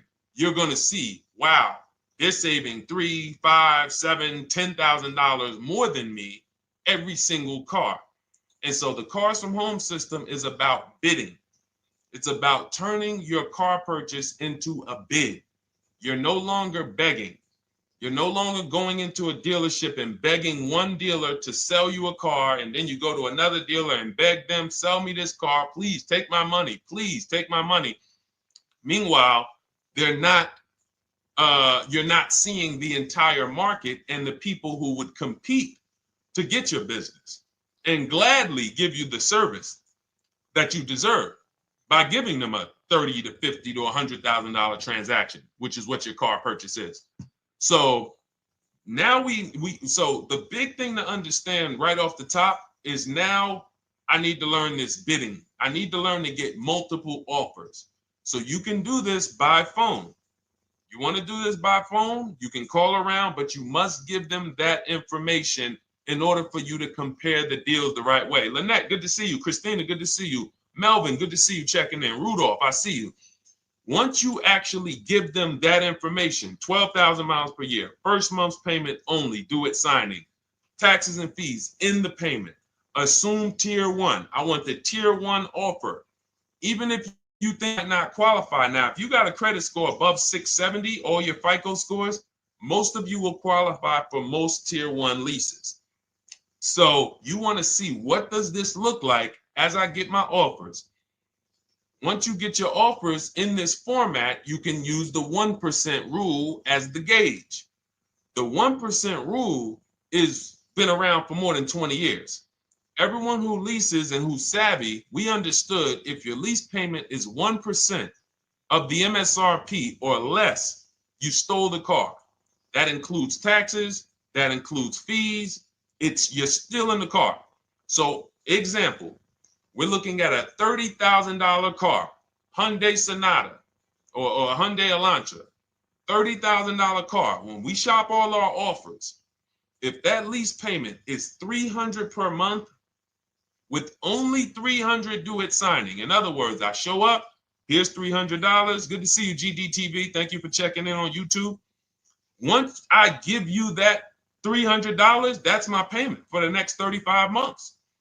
So that's a very, very low percentage of the car you're paying. It's a 1% rule. Now, in order to get a 1% lease, you need a great lease program, which means the bank has to be supporting the car, rebates, incentives, and then you need the biggest discount, the dealer who's going to give you the biggest discount. Now, one of those we can control. One of them we can't. Which one can't we control? And for those of you who are new here, we don't play around here. But my people who are moving, and again, I'll show you, like a lot of people, we got a lot of people who've been following us, using our processes. They're locked in. They're not casually on a live here. We're not casually here talking. They are locked in. Like, boom, okay, I hear you. They're answering, they're typing, they're not, vacuuming in the kitchen and trying to hear. You can't do. We're talking about your second most expensive purchase of your life. It's going to be, you got to lock in. You got to challenge yourself to block out the distractions while we're on this stream, because this is your money. And if you don't take your money seriously, the car salesman will take your money seriously. Oh, I like that. Praise the Lord. God is good. You don't take your money seriously, the car salesman will take your money seriously. Man. So, all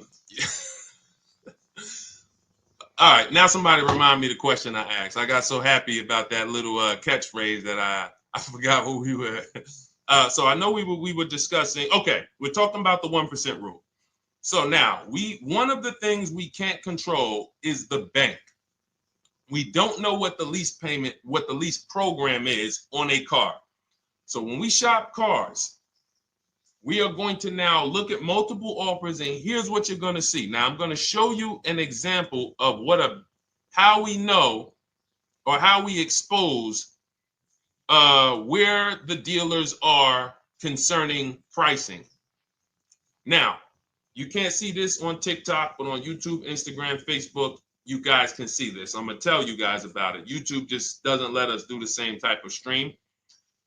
But this is a particular Infiniti that we shop for. We have offers ranging, this is a $61,000 vehicle. We have offers ranging from $680 per month, which is a 1.1% lease. So a $61,000 car, $680 per month, that's 1.1%. We divide the monthly payment into the MSRP. Now, we can see here that there are some offers already from dealers that are almost $900, $889 per month. $889 per month, $873 per month. So now when we look and we say, whoa, how can we have we have all these dealers have the exact same car, yet one of them is $200 per month higher than another dealer. Exactly. We call them the 80%. The 80%, even after back and forth, even after, hey, we'll take off some money. All right, we'll drop the payment $50 a month. Their offer is still so high. It's a horrible deal. Now, why would they offer this? And this is consistent. So I don't want y'all thinking, well, the dealers that I walk into, they're different, Deshone. They take off more money. It does not matter what you think. If you don't have the market reports, if you don't know how to get multiple offers so that you can see, we do this all around the country. We have students all around the country in Cars from Home. We have people we shop for. We have over 13,000 books sold now. Like, we have lots of data to prove this. 80% of dealers are going to be overpriced. This is another particular deal on a Toyota, a market report. And you guys can see that the out-the-door prices here, list price, $32,000. Out the door price with taxes and fees, $38,000. That means that dealer is charging all types of fees on top of their price. The $39,000 MSRP. Look at line number 3. $39,000. Out the door price is $41,000. We can see $39,000 out the door includes taxes, includes all the fees. So we can see that these out the door prices in the left, in the right column, are way higher than the MSRP. $35,798. Out the door price is $39,700. But look at the green. Look at the green. This is what we call, we found the dealer at this time who wanted to win the bid. They wanted to win the bid. They needed the car sold. This is a rotation. We don't say to them, wow, they won the bid one time, so they must win the bid all the time. No dealer can win the bid all the time, or they'll be out of business. But in this particular case, at this particular time, for this particular client, this dealer said, we're going to sell this car for $35,500, and out the door with taxes and all the fees, $34,994. That is a over $4,000 discount off this vehicle. When all the other dealers are, not only are they not giving you a discount, they're charging over list. And they might come and say, all right, we'll take off $500. We'll take off $1,000. We'll take off $1,500. They might start so high with you guys that you think, wow, they started up here and I talked them down. They took off $3,000 from me, but they already were $3,000 in fake fees, protection plans, and all of this padding, dealer adjustments, which is fake fees. So whenever they say, because the dealer gets a minimum of a 6% profit margin, from list to invoice, we have profit. From invoice to holdback to triple net, we have money. That's all the profit margin. On top of that, when we add a dealer adjustment, what we're saying is we're going to sell this car to someone who does not have the skills to find our competition. And they're going to come in, and if we got to take off $2,000 to make them think they won, this is what we're going to do. But what we do here, what people like Brian is going to do, look, just finalize my first ever lease using your system, 2025 Honda HRV, $30,000 vehicle, $395 a month payment. no money down.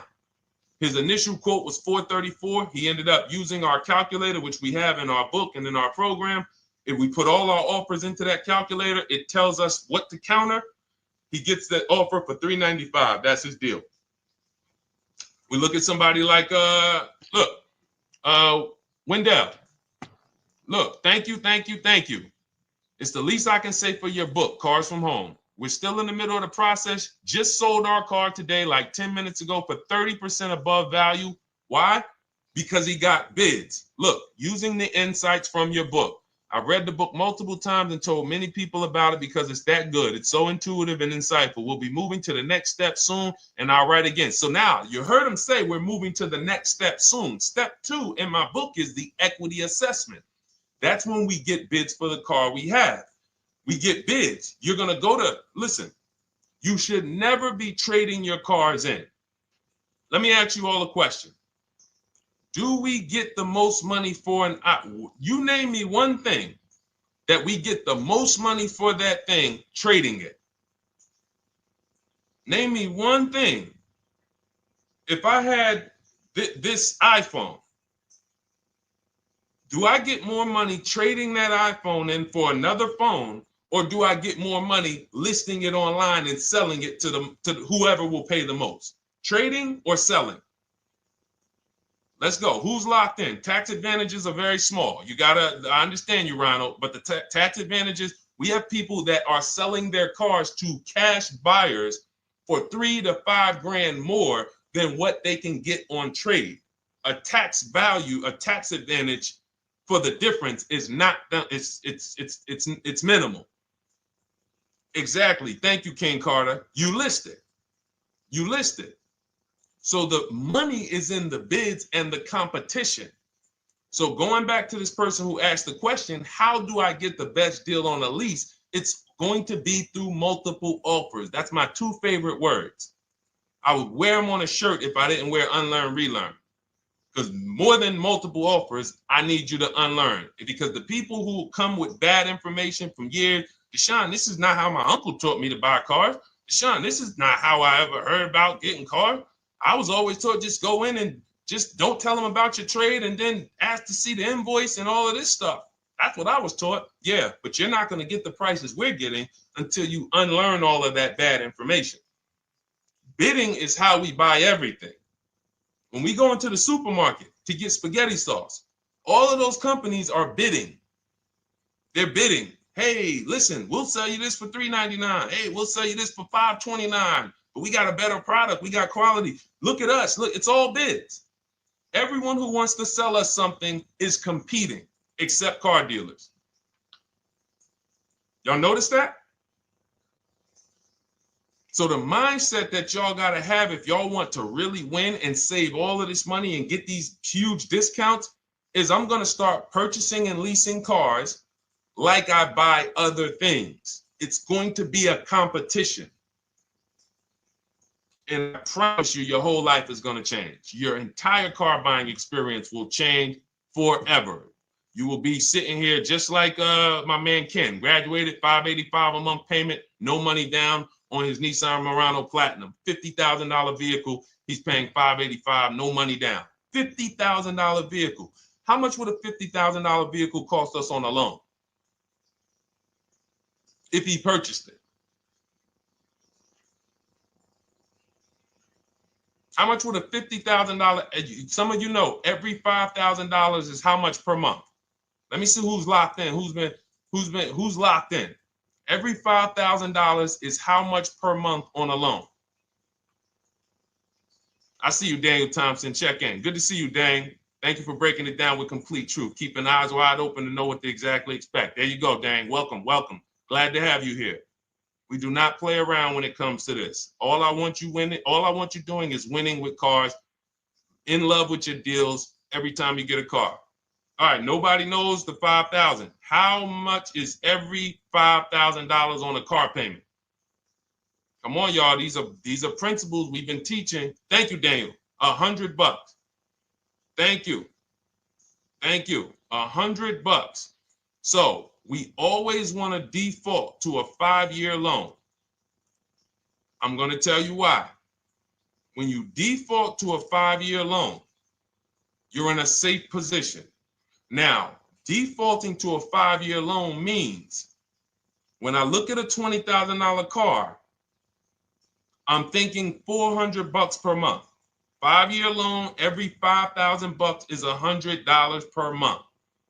If worst case scenario, I'm trying to get a little bit more car, then I'll go to a 6-year loan, but that's the max. I'm not going past a 6-year loan on a car. That's like going to a 40-year mortgage on a house. They're available. It's not a good idea. So when we look at these, you say to yourself, wow, a $50,000 car, that should cost him, if he did no, remember, this is a no money down deal. We're just looking at how much money we're putting in these cars. That car would cost him about $1,000 a month if he purchased it, 5-year loan, no money down. Which is why when people purchase their cars, what do they typically do?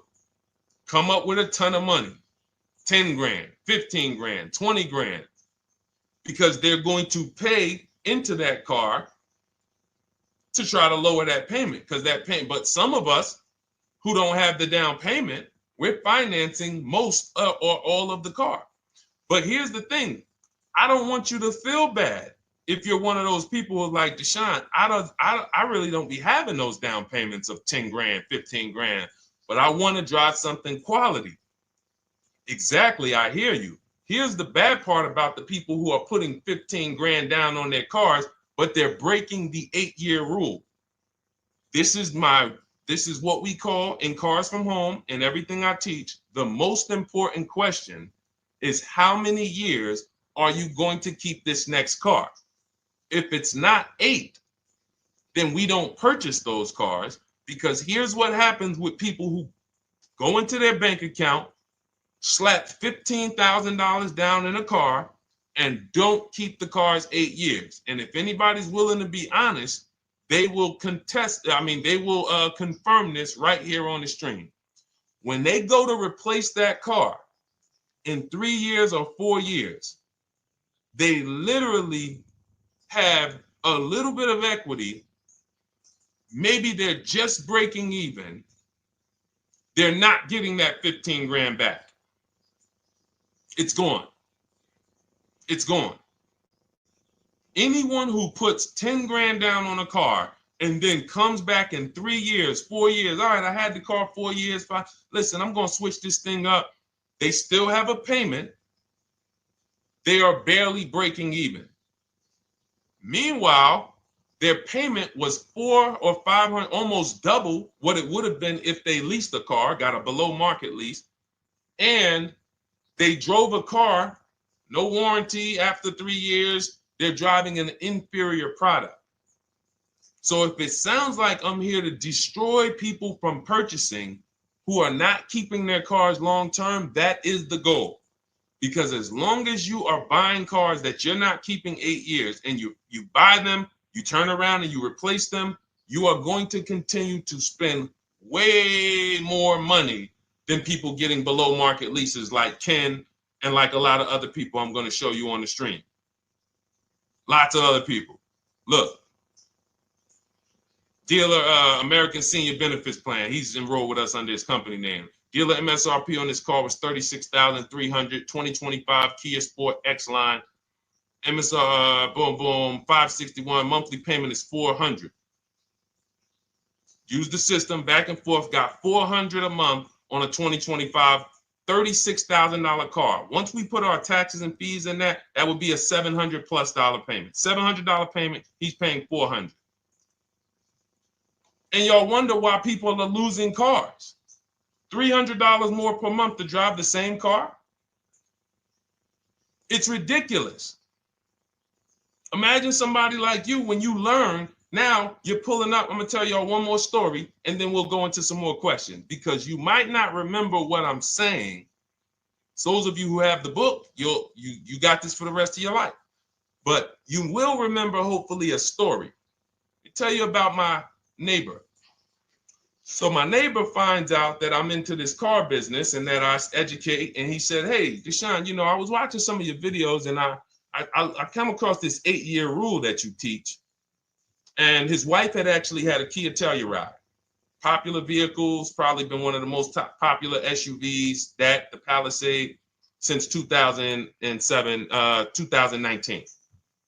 Super popular vehicles. People were charging $5,000 over sticker for them during the pandemic. People were paying it.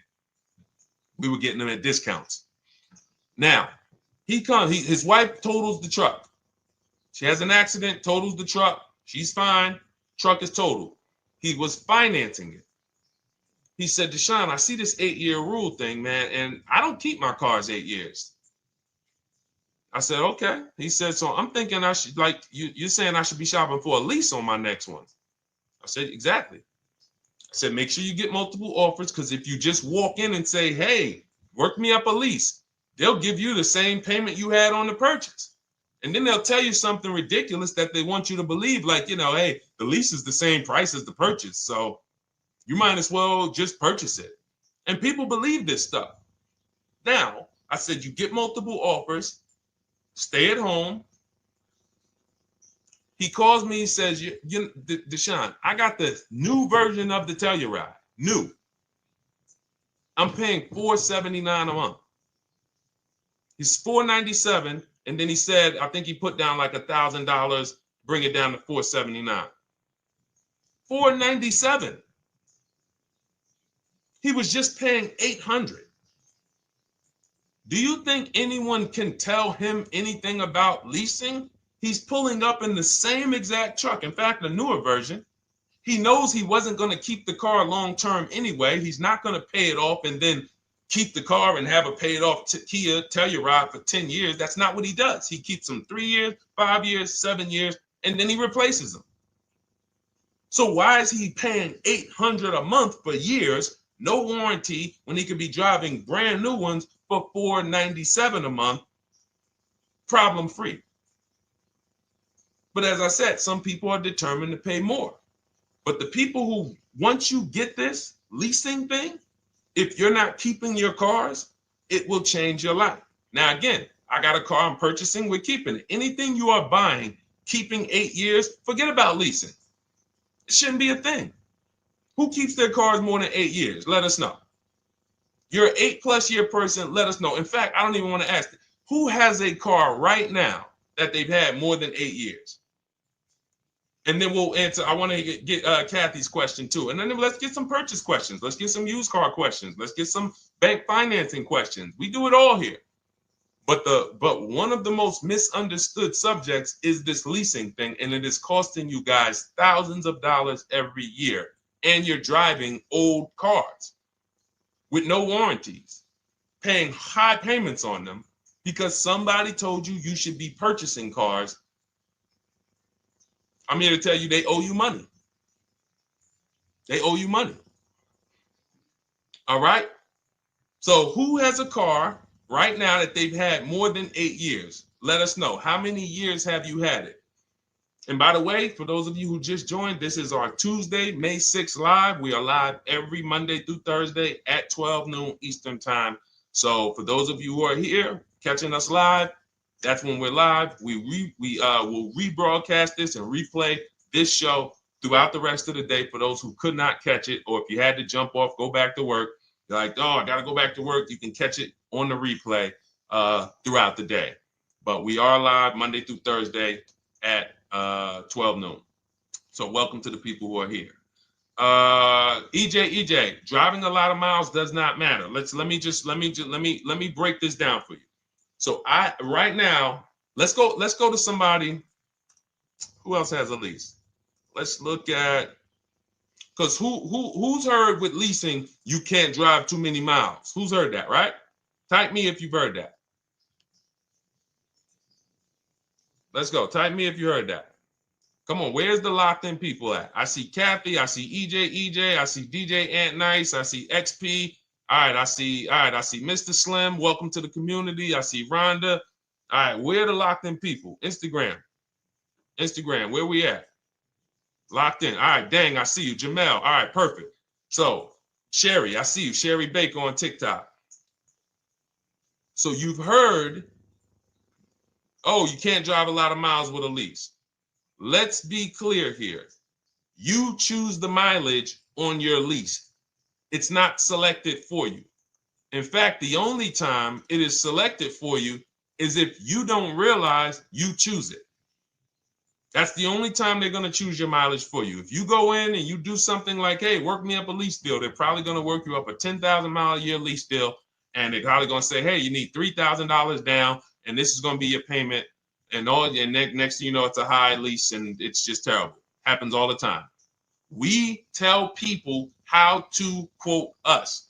First payment due at signing, taxes and fees in the payment. So now let's look at a lease, and let me show you what it would look like. So this is Val Boss Lady.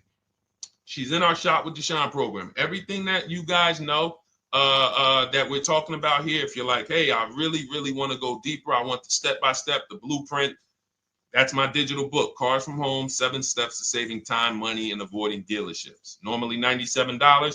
You get a welcome offer. It's 30 minutes because I want to see you win, and you get 75% off for 30 minutes. If you go to my TikTok bio, Instagram bio, YouTube comments, Facebook comments, click those links, and then click that one that says $24 welcome offer. 30 minutes only, reward for taking action. You have everything we teach, the low market leases, the low market purchases, used cars, bank bidding war, making banks and credit unions bid, all of that, $24. You can, somebody emailed me yesterday, said, I'm $15,000 up with what I've learned from you already.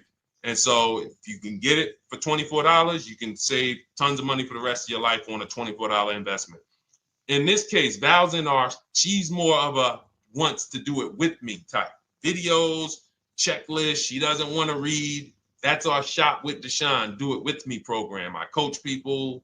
And so she gets a deal on this particular car. Same information, by the way. Not better information here than the book. It's just different learning styles. So she gets a $51,000 electric vehicle, 2025, beautiful vehicle. She's paying 1.16. So her payment on this car, on this $51,000 car, let's continue to make sure we understand the price of these cars. $51,000 car, her payment is $591. No money down. Now, some of you might say, wow, if I got $591, I'd probably put like $3,000 down, bring it down to $499. You could do that. That's how we can do. We can do that because she already got an incredible deal. Then we're just determining how we want to structure our payment. And thank you for everybody sending me gifts. I appreciate you. Thank you for all the badges. I don't take it for granted. And thank you for everyone who's hit the like button. Those of you who are double tapping the screen. Every time you hit something on TikTok, you like it, you double tap the screen, you keep running those likes up. We appreciate you. It does matter. It helps spread the word. So let's say Val she's a high mileage driver like EJ. Let's say, EJ, how many miles per year do you drive? 20,000, 25,000? Let us know. I'm gonna show you why. In my book, I have 2 strategies for high mileage drivers. I'll tell it to you guys right now. How many miles a year do you drive, EJ? 25,000, 20,000? Those are both high. Let us know. Or if anybody, else, because, anybody else who's a high mileage driver, let us know. How many miles? 26. All right. Thank you, EJ. So let's just round that to 25 for now. Let's just round that to 25. So let's say instead of her $591 payment for a $51,000 car. Now, you could shop for a $30,000 car and you can have a 1% payment. If it was, a similar deal, you'd be paying $300 a month. In her case, she has a $51,000 car. She probably wanted a nice SUV that looks beautiful, that some other people are paying $1,000 a month for. She's paying $591. But if she wanted to bump it up to 15,000 miles a year, she'd be paying another $30 more per month. She'd be paying $620. Now, if she wanted to bump it up to 20,000 miles per year, she'd be paying probably another $80, $90 per month. So she'd probably be paying $700 to drive 20,000 miles per year. Now, let me tell you guys, because some of you guys who are like, yo, man, those payments are high. We're talking about $50,000 cars here. So if you were shopping for a $30,000 car or $35,000 car, naturally, if we took the same exact numbers, let's take a $35,000 car, 1.16 lease. That's a 406 payment, probably $399. So now, in order to go, and let's say you're a high mileage driver, just like EJ, you want to add another 15,000 miles to your lease. You're probably going from 400 to 550 or 575. But you have all the mileage you need. And here's the beautiful thing about that. If I'm paying $175 more per month, but I get all the mileage I want, and when I drop this thing off, I get a new one, I don't have to worry about negative equity, and I put no money down. That is way better than what most people are doing out here, what everyone's doing. Because I'm gonna tell you what most high mileage drivers do who don't put money down. They will go in, buy a car, take a super long loan, 6 years, 7 years, just so they could afford the payment. Now, here's what happens. They drive the car, they put 25,000 miles a year on it. They come back in 3 years or 4 years, and they say, wow, I got 100,000 miles on this thing already. Let me go and swap out the car. What situation are they in at that point, guys? You put 100, you got a 6-year loan, average loan. You drove 25,000 miles per year. You put 100,000 miles on the car in 4 years. You come back, you still have 2 years of payments left. 15 grand negative equity. I used to see it all the time. Thank you, I am rich. Locked in on Instagram. I see you. Locked in. See it all the time. Every car salesman who has dealt with a normal 25,000 mile high mileage driver that does not keep their cars sees it all the time. They come in, yo, man, what you do for a living? Man, yeah, I do DoorDash, I do Uber. Oh man, I work in sales. You know, I'm on the road a lot. You know, I'm here. You know, all right, I want to replace this thing. I got like 110,000 on it. Okay, you still got a loan on it? Yeah. All right, we already know you got negative equity. Then we appraise the car. All right, the car's worth like 7,000. How much you owe? Man, you owe 19,000. All right, well, what can I do? Can you get me into something? Roll that loss all the way over. On top of that, you finance the car, so your payment is high. You finance the whole car, so you're paying a high payment compared to if you had leased, just literally shop for your leases, added your miles to the lease that you needed. You're paying $175 more per month. You got a brand new car. And I'm going to tell you, I did not make this up. I learned this from someone. A lot of what I'm teaching you, I learned from my clients when I was in the dealership. This guy, I worked at Hyundai for six weeks. Man, this dealership, the owners got indicted. I got out of there. Way before the owner got indicted. It just had straight up highway vibes, like the worst you could ever imagine. I was in there for 6 weeks. I was a manager. I enjoyed being a manager. We did a lot of deals in my department in 6 weeks. But I said, I am out of this place. Anyway. But I learned something very valuable there. We had a client a customer was returning his lease on his Hyundai Sonata. Guy comes and I'm grounding the lease. I'm doing the paperwork for him. He has 72,000 miles on the car. 72,000 miles. I said, how the heck? I said, you lease this? He said, yeah, I always lease. That's all I do. He said, I used to buy my cars every single time I came. I had to put large down payments, 10 grand, and then I'm still having negative equity when I come to trade it in. I'm having high payments. It's ridiculous. I looked at his payment, and let's say the average payment for a good deal on a Sonata at that time was $300, $325, whatever it was. He was only paying like $550. He was only paying like $150, $175 more per month. He had a 25,000 mile a year lease. And that's what he did. I drive these cars. I'm on the road. Boom, boom, boom. I change my tires. I do my maintenance. 3 years. It's a fixed cost. There's no variable cost. I don't have any surprises. I'm not getting hit with a negative equity bill that I got to transfer, which means when I transfer my negative equity, I get less car on the next transaction. Because if I got to bring over 15 grand of negative equity, that's probably 300 a month that I'm paying for my old car when I get my new car. So if my new car was 400 a month, but my negative equity is another 300 a month, I'm getting less car for my money because now I got to take all those losses and bring them over to my new car. This is high mileage drivers and people who don't understand leasing. That's why you're losing so much money. And when you just flip the switch and realize Deshone is not talking to me emotionally, I am not talking to you about never do this, like these other people who say this, do this. This is how you buy a car. They never talk numbers. Y'all notice that? You notice that, right? You never hear them talk numbers. It's always never do this, always do this. This is the worst way to do this. This is the most expensive way to do this. This costs you the most money. They never talk numbers, though. That's why everything I do is to show you the numbers. Thousands of transactions since 2006 in the car business, helping people the last 4 years all around the country. This is the numbers that they might not understand.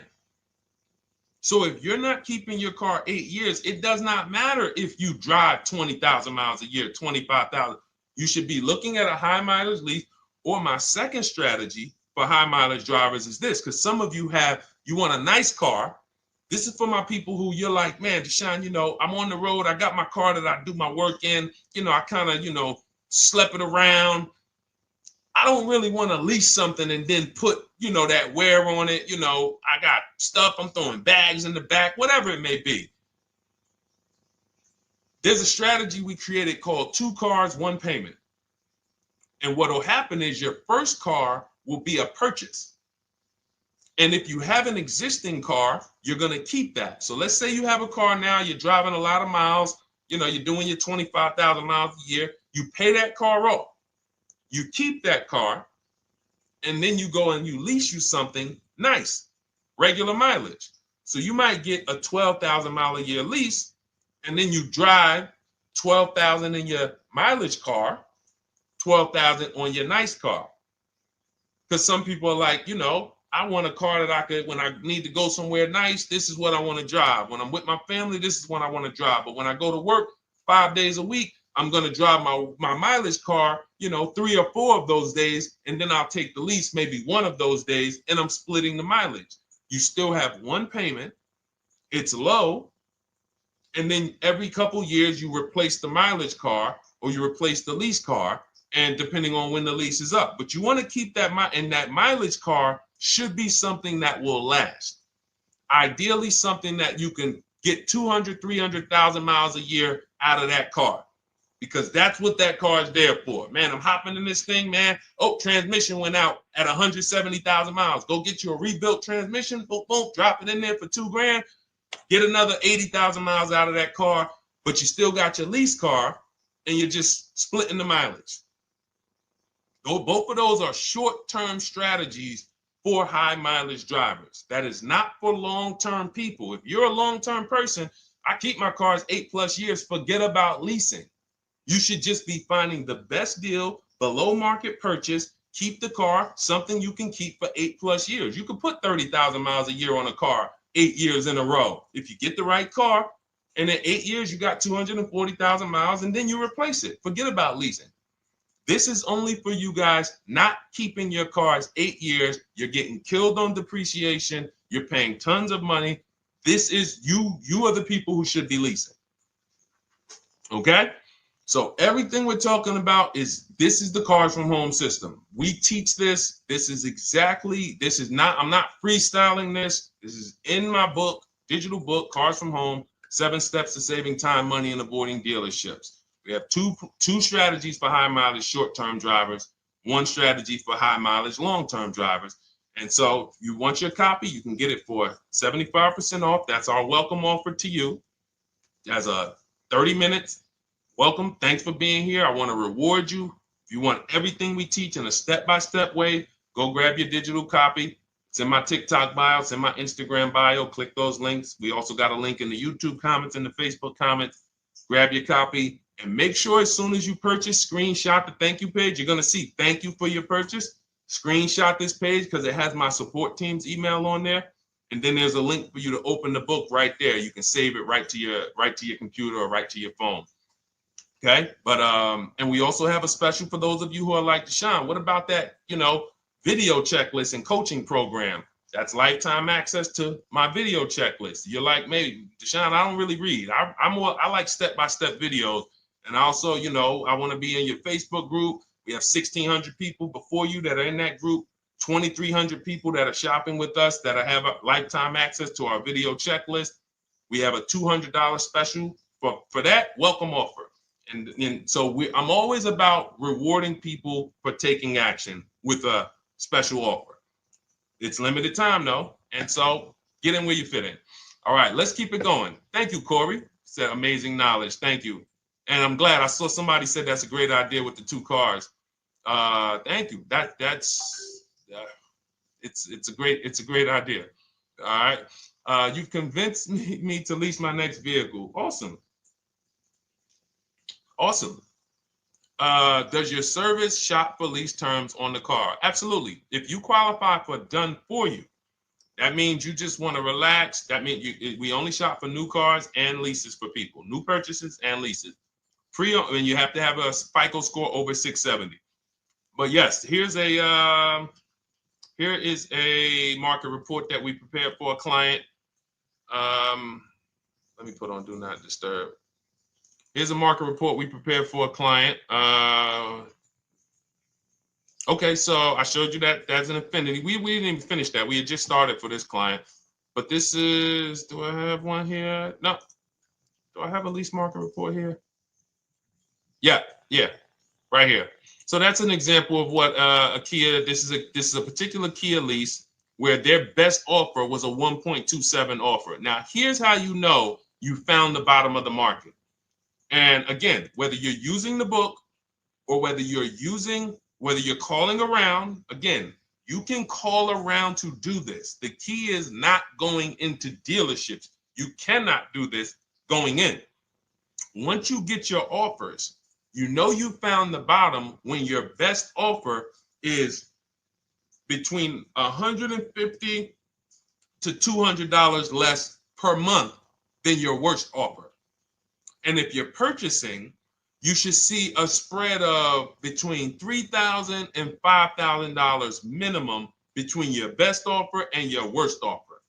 That's when you know you've shopped correctly. Because until you find the 80% dealers, you have not shopped correctly. If you're like Deshone, these prices still seem close. You have not found, you're talking to the 80%. You haven't found the 20% yet. Because the 20% is going to be that $3,000 to $5,000 less than the 80%. That is just the numbers. That's the way it works. So yes, so when some cars you're going to see that the lease program won't allow for a 1.1% lease. The best offer, like, we've shopped Hyundai Palisades for years. And I got my dad one back in November. And his best offer is like around 1.3, 1.28. That's the best I've ever seen on a Palisade. I've never seen a 1.1 on a Palisade. I've had people in our Charles. Some of you know I posted pictures of him when he got his Palisade last year. We clear out the old pictures because we got a bunch of new people with 2025. So we're not going to sit here and talk about 2024s anymore. We got Ken, we got Melissa, we got Sheree, we got a bunch of new people, just Ralph. We're not going to, but I do remember posting Charles who got his Palisade and he's like, he shopped, used the system, got his multiple offers. Best deal was 1.3. So that's where it comes in at because of the lease program. That dealer is already taken off to win the bid, probably taking off $5-6 grand. But if they don't have more rebates and more incentives and then it's not going to lead to a 1% lease. So the 1% leases come from major incentives. Maybe sometimes they have too many of the vehicles. They want to move them. Lots of bank support. But what I tell you is you should be looking for between 1.25 and 1.5. That's how you should budget for a lease, between 1.25 and 1.5. That's a great deal. And if it has a really aggressive lease program, once you get your bids, you're going to see it fall under the 1.25. You see it fall into 1.1, 1.2. but we don't know what the lease program will be until after we shop for that vehicle. Okay? So yes, absolutely. It's an empowering way to shop. It's also fun because you can see, man, I'm not begging anymore. Like these people are like, please do business with me. Please do business with me. And then you start to feel bad for everybody who's still in those dealerships doing it the old way because they're talking to the 80%. There's no way they can win. They don't even know there is an 80% to realize that's who they're talking to. So when the dealer says, all right, I'll take off $4,000, they're like, wow, I won. Man, the dealer took off $4,000. But if they saw the whole market, they would understand that that dealer actually is overpriced by $7,000, $10,000. So taking off the $4,000 means nothing. It's just sad. It's a sad thing. And that's why I spend my time trying to convert you guys from negotiating one-to-one to getting multiple offers so that you can see for yourself. All right. Thank you, Julie, name Richardson. Thank you for sharing. XP got the number 2 gifted badge. Forgive me because I don't really know what that means, but I just know that's what it's saying. So I appreciate it. Thank you, Corey22. Sherry Baker, thank you so much. Number 1 gifted badge. All right, let's go to some more questions. We got some more questions. Dolan, I'm sure you got a lot of them. And what I'm going to do for the rest of the broadcast is just try to do rapid fire questions and answers. Okay. And if you guys want me to go deeper on any particular subject, then just feel free to say, hey, could you go deeper on that? How do you get a car loan with bad credit? Well, we have a resource. It's not our company. We have nothing to do with them.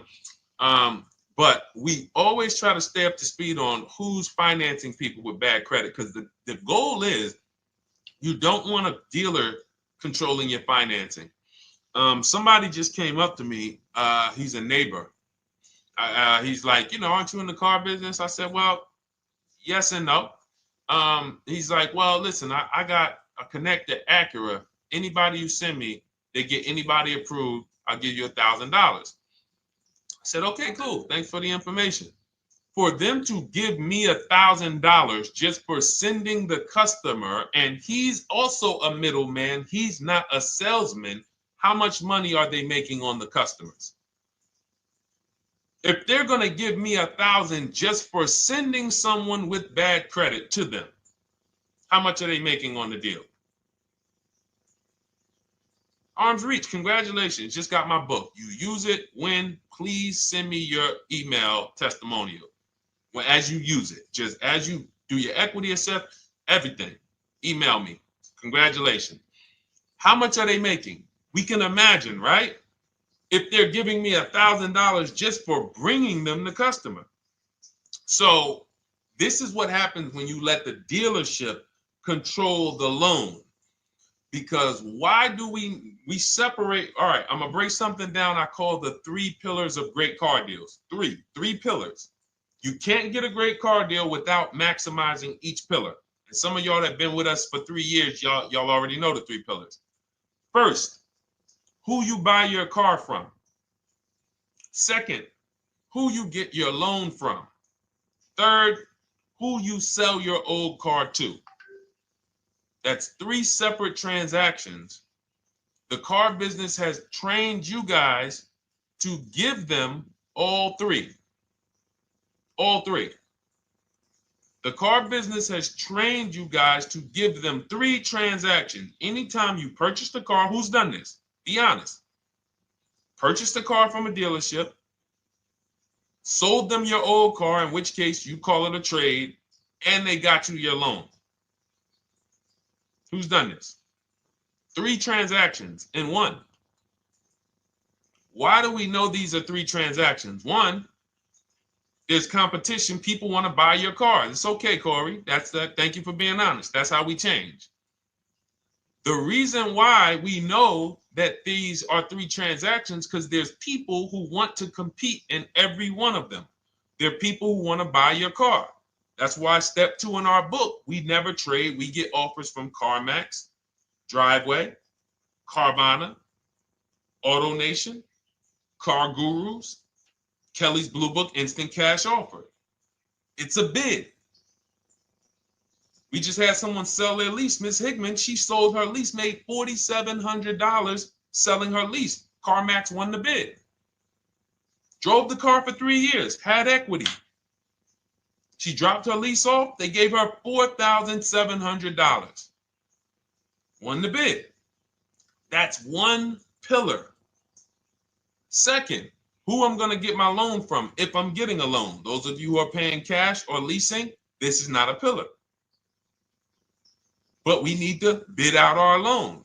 We had a great talk yesterday on our show yesterday where I asked, who do you guys get your loans from? Most people said the bank, the credit union, the dealership. One person said the right answer, whoever gives me the best APR. That's the right answer. And then we have who we buy our car from. There's banks and credit unions that want to compete for our loan. There's multiple dealers who want to compete to sell us a car. So we can't get a great deal until we have bid out each pillar. And that's why when we have bad credit, if we let the dealer now control, this dealer has a car. We didn't bid out that car to find out, is it a great price? Now they're also giving me the loan and they're charging me 25%. We didn't bid that out to see, is that the best loan I could get, even with my bad credit? Is that the best loan I can get? So the key, what you want to do first, if you have bad credit, is I'm online looking for anyone who will finance me with bad credit separate from the dealer. I'm not going to Carvana.com and saying, hey, you can get a car with us you can get a loan with us as long as you buy a car from us. You're mixing the transactions. You're taking away my ability to get bids. I'm finding someone you should check out. There's a resource. Oh my goodness, what's the name of the company? It's in my book, but I want to give it to you. Goodness, it's slipping my mind right now. Send me an email or DM, because here's the thing. If you use just that part and get the loan funded, but you don't know how to bid out everything else and structure your transactions, and are you keeping the car 8 years? Because if you're not keeping the car 8 years and you're like, Deshone, I hear you talking about leasing. I'm not keeping my car 8 years, but my credit's not good. The only purpose, if you telling me that I could be driving brand new cars for cents on the dollar, but I don't qualify right now, this car that I'm going to get is to set me up. So I'm not going to get a $30,000 car. I'm going to get me a $12,000 car, $10,000 car, the cheapest car I can get a loan on, so I can establish a payment history. And once I establish a 2-year payment history, yeah, I'm going to drive a car less than what I could drive. I got the money. I could afford more than this. But you're not setting yourself up for the right transaction. You should be setting yourself up and saying, all right, I'm going to sacrifice with this car, drive something that I know this is not my ideal car, but I'm going to build 2 years of payment history. So when I go and I swap into my lease in 2 years, I'm out with a brand new car. I'm paying cents on the dollar, and I won. But it was a plan. It was a long-term plan. This is the second most expensive purchase of your life. You can win every single time, or you can lose and set yourself and your family back 5 to 10 grand each car or more. Every time you get a car, it's 5 to 10 grand more you're coming out of your family's bank account than what could have. Then you got the car breaking down. Now you got tow trucks, all because you don't have an actual plan you're rolling out. And that's what I see a lot of people do with bad credit. Oh man, I got bad credit. I'm just going to go and get me something. I could afford $600 a month. And they go and buy the most expensive car. But because 25% interest is on the loan, they're not getting the most car for their money. Now, 3 years down the road, they're going to pay the high payment, still have negative equity because the interest is so high. And then they go and swap and do it again. And because the payment's so high and the car is older, because they want something fancy, but they really can't get that because, again, the interest is high. That's eating into their budget. Now they're going 3 years down the road. They missed 3 payments. They were late 3 times, so they're no closer to leasing. Credit's still bad. This is disaster. So if you're a long-term person, I break it down for you guys into two groups of people: long-term, short-term. Long-term high mileage driver, short-term high mileage driver, different plan. Long-term bad credit person, short-term bad credit person, different plan. If I'm a long-term person with bad credit, here's what I'm doing: finding the absolute best car I could find, getting bids, either new cars or used cars. We got the strategies for both. You can use the marketplaces, cars.com, Car Auto Trader. We got a whole strategy for how we find used cars, but you find that car, you pay your loan of 20%, 19%, 18%, if that's the best you can get. Because here's what you're going to do. In 2 years, you're not swapping into a lease. In 2 years, you've established a payment history, you fixed your credit, and now what are we going to do? You got a quality car. You're not thinking about trading it. You're not thinking about replacing it. You're like, man, this is my car. It's a great car. I'm just paying daggone 20% interest. What do I do now after 2 years? Now that my credit is good because I got a quality car, dependable car, I'm focused on fixing my credit over 2 years. What am I going to do after 2 years? Anybody?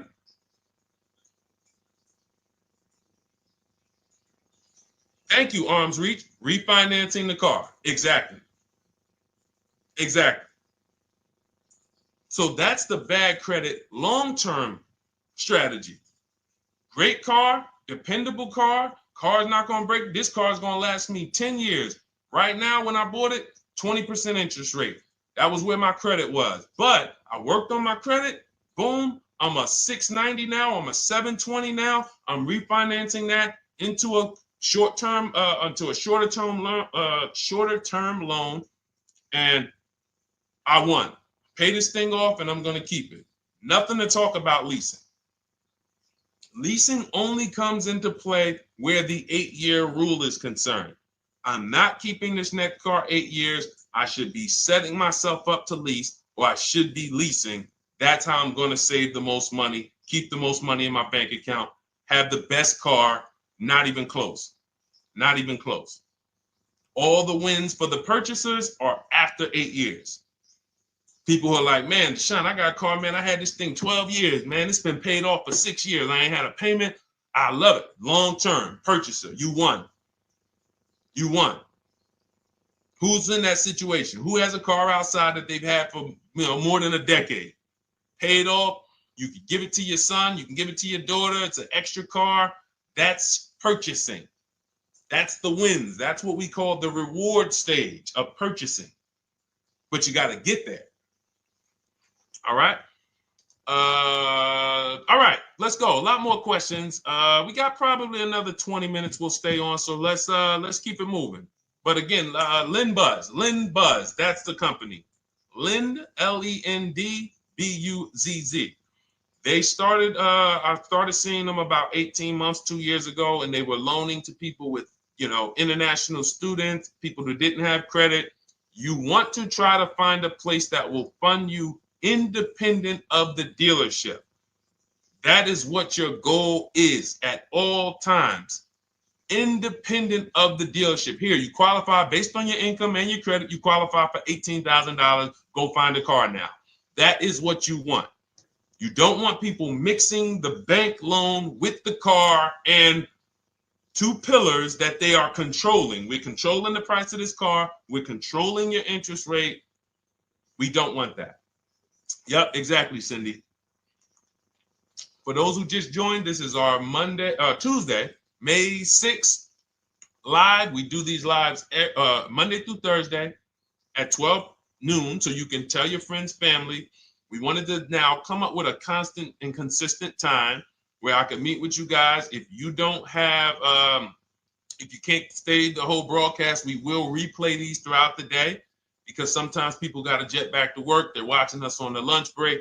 You can catch up on the whole rest of the show throughout the day, all the way up until tomorrow, and then over the weekend, we'll play a whole compilation of all the shows for people who really want to dig in and hear all the questions that we answered throughout the week on, Monday through Thursday. But if you want to join us live, set your calendar, set an alarm, meet us on any channel. We're on TikTok, Instagram, Facebook, and YouTube on the Deshone the Auto Advisor channels, 12 noon, Monday through Thursday. All right. Let's go. Next question, Dolan. All right. What are your thoughts on purchasing used versus new? It's a great question, Kathy. For me, it's a matter of budget and values. It's only a matter of values if you can afford both. So if you can get everything you want in a new car for your budget, everything you want, everything that you need, and you can afford it in a new car, you have the option to choose both. So it becomes a matter of values. In my book, I teach, are you a person who's like, I want to reward myself. I only get a new car every decade. I'm going to keep this thing 10 years. I want the latest and greatest. Therefore, I'm going to shop and get the best offer, get me a below market purchase. Because y'all notice I always put in a caveat of a below market purchase, below market lease. That's all we're talking about here with Cars from Home. That's all we're talking about. You need to, every purchase you make or lease you get, you want it to be a below market lease or purchase. So now, if I could afford both, is it I'm going to reward myself with a new vehicle, or do I have these other values where I actually want to knock 20 to 30 to 40% off the price to get even more for my money? So that's really up to you if you can afford both. There's no right or wrong there.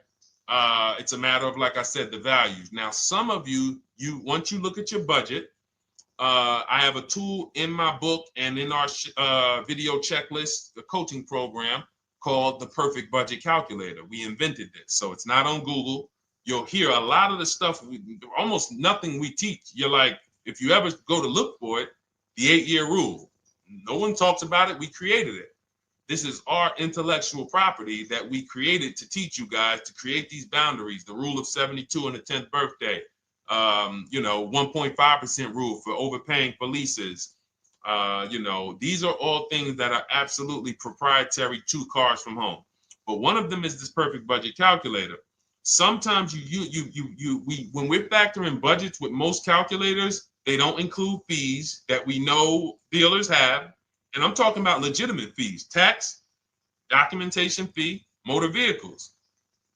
So we're putting our budgets together, but we always get caught out there. Who's had that happen? You got it all figured out. You get to the dealership, you bought the car, and they're like, well, what are you going to do with the fees? Because you got $3,000 in taxes and fees. And you're like, oh, where'd that come from? Sometimes they're lying and sometimes it's legit. But none of these calculators factor in the fees and everything like that. So we created this Perfect Budget Calculator that does. But here's the thing. Once you find out what your budget is, even if you're budgeting with a normal calculator, just add a couple thousand to account for the taxes and the fees. But you might see, I can't get everything I want in a new car for this budget. Everything I need, I can't get for this $24,000, in which case I need to go and look for a pre-owned one. So that's why I said, in reference to your question, Kathy, what are my thoughts on purchasing used versus new? It's a matter of values and budget. Budget first, because budget will determine if you can afford both and get what you want. But if you can afford both and get what you want, then it's a matter of values. Okay? So again, everything we're going over is in my new digital book. It's called Cars from Home, 7 Steps to Saving Time, Money, and Avoiding Dealerships. It's 5-star rated. Thank you to everybody who has taken the time to rate it and review it on Goodreads.com. It means a lot. And we can't continue to get this information out without you guys. So we appreciate you. And you can get your copy instead of $97, you can get your copy for $24 as part of our welcome offer. So that's 75% off. If you go to my link in my TikTok bio, Instagram bio, the YouTube comments, and the Facebook comments, we have a link there for you guys. And you can grab it. It's a digital book, so you don't even have to wait. It'll be in your inbox by the time you jump off the stream. But make sure when you get it, you screenshot that thank you page, because it has my support team's email. Sometimes you may be rushing, you're trying to get back to the stream and you type your email in wrong. Also, as soon as you purchase, the link to open the book is right there. So it'll say open the book below. You can save it to your computer. but I would rather you get it for $24 than $97. Although we've sold a lot at $97 because people feel it's worth every dime. You're going to save thousands and thousands of dollars for the rest of your life using what's in the book. Your first transaction, you probably save $4,000 to $6,000 to $8,000 depending on the car. So $97 is great, but $24 is even better. All right. And for those of you who have a different learning style, you'll see in there, shop with Deshone. You're more of a do it with you person. Do it with me, Deshone. Okay. We have lifetime access to shop with Deshone, and I coach you personally for 6 months. So we jump on Zoom calls twice a month. And some of you who may qualify for done for you, just do it for me. If you qualify for that, we have a welcome special for that too of $300 off. So get in where you fit. And those of you who are new or you're like, Deshone, I like what you're talking about, but I still don't trust you. You can start with our free cheat sheets. So just start somewhere so that you can start to reinvent how you're car shopping. Magley, how are you? Oh man, of course I remember you. Following for years. You actually were following me from the time God blew me up on TikTok. That was 2021. So I absolutely remember you and I appreciate you. And yes, it's so good to see you. Absolutely. Absolutely good to see you. All right, Dolan, we got a couple more questions. We got time for a couple more. Let's try to go as fast as possible. The discount for the book is not working. It says time ran out. It's 30 minutes. I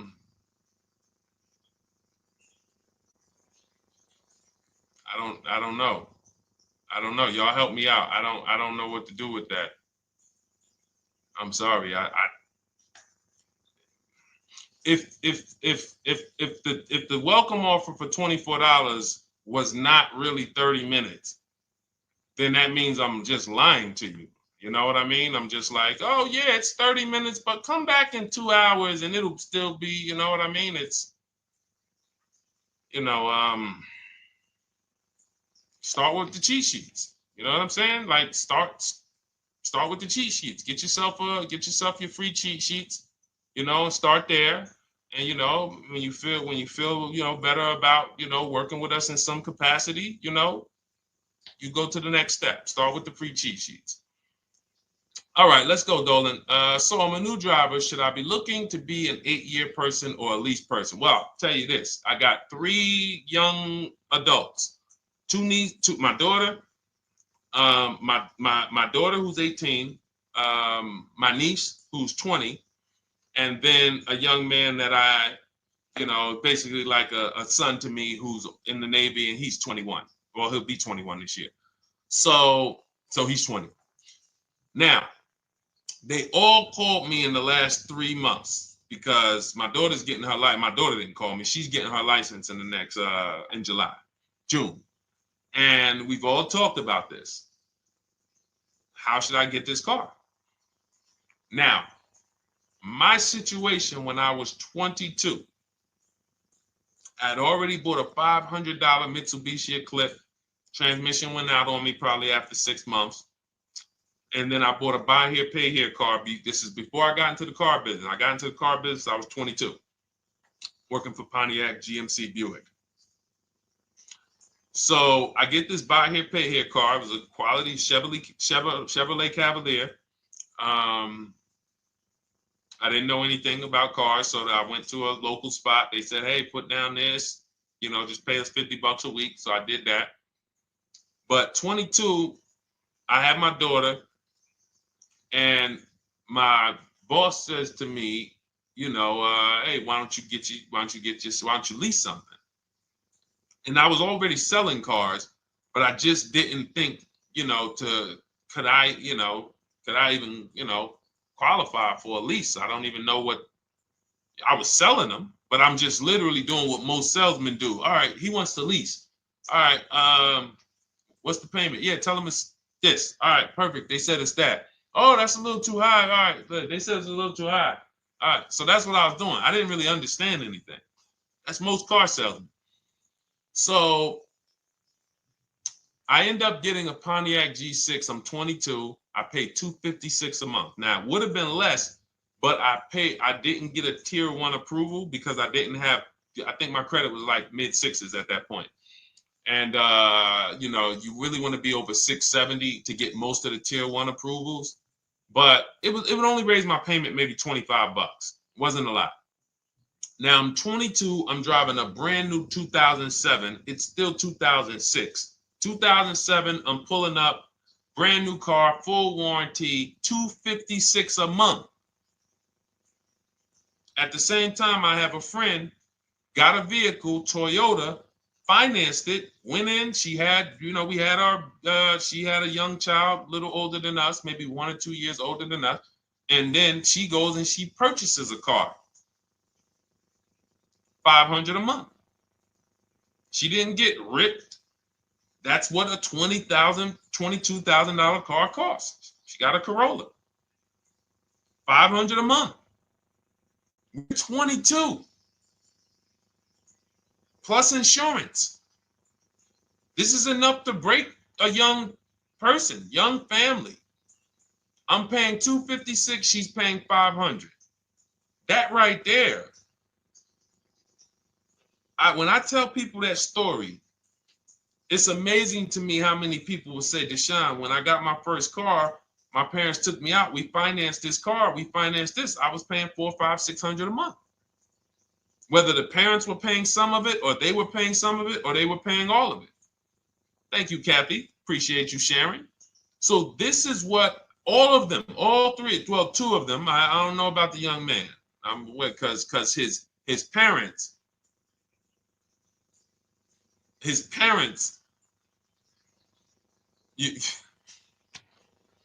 I'm not going to override your parents. And if your parents tell you that they think you should buy a used car or buy a good, then okay.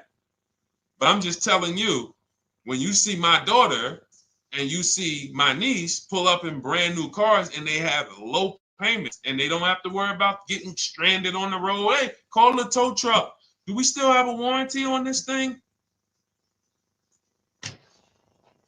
So I would be telling, again, 8-year rule. Because if I've had young people in their early 20s who are like, I'm not even into cars. Like, I'm going to buy this and I'm going to keep this car. Like, I'll keep it 8, 10 years. I don't. And I've had some people who they know when they get a better job, when they move to this, they're going to start a family. They're probably not going to keep the car 8 years. So it still goes back to the 8-year rule. Always. Always. Most young people, most people should be leasing their cars. That's how I did very well throughout my 20s. Praise the Lord, because I did not have high car payments. I didn't have cars breaking down on me where I had to be like, oh man, couldn't get to work today. Not many 20-year-olds, 23-year-olds are keeping cars 8 years. So when you're putting them in used cars, you're really setting them up for failure in a lot of cases, compared to if they were just leasing, getting look, because some people be like, wow, are $300 car payments still out there? Oh yeah, they're still out there. Just you just are shopping for the right car. I know India had her look, Rosalie, she's in our Done With You video checklist and coaching program, like Cars from Home. She's, you know, this is our Facebook group she's commenting from. 3 vehicles she got, all for her sons, all of them. A Nissan Rogue, $399 a month. That's a $36,600 car. She got a Mazda CX-30. That's a $28,200 car. Payments $339 a month. $339 a month. And then she got a Mazda CX-50 for her other son, $40,000. On top, we haven't even talked about the equity and leases and selling leases and, you know, really maximize her equity, because she said she got $6,700 selling 2 of the old leases. $6,700. Drove the cars for 3 years, had equity, bid it out, sold 2 of them, $6,700. You're probably like, Deshone, I didn't even know you could sell a lease. My question is, how much has that cost you? So when you're looking at investing in anything we're doing, be it my book, be it Shop with Deshone, our video checklist and coaching, be it our Done For You program. One thing that we do covers everything. Your first deal, if you're moving, you're gonna be like, shoot, I got everything I just invested back times 10. That's what we hold ourselves accountable to. Just her equity alone, she made $6,700 selling 2 cars. Didn't even know I could sell leases, and I just put $6,700 in my pocket selling 2 leases. Whoa. So $300 payments. Those would be perfect cars for young people. $339, that's with no money down. Imagine if she wanted to put another $2,500 down, bring the payment down to, $275. This is the way to be moving. And those of you who are getting this, are you getting this? If you're getting this, type some dollar signs. Who's getting this? Who's getting this? Type dollar signs in the chat. Who's getting it? Let's go. Who's locked in? All right. I see you, Mario. I see you, Dane. I see you, Terry Carter. I see you. Who's getting this? Who else is getting it? Who else is locked in?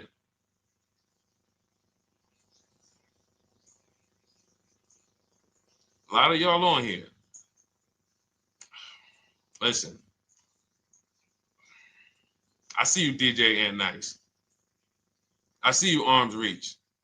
And I can tell the people that's locked in because they be like, all right, Deshone, you said you're here for 90 minutes. I know we got about 3 minutes left. I mean, I'm hanging for this whole thing. I don't want to miss anything.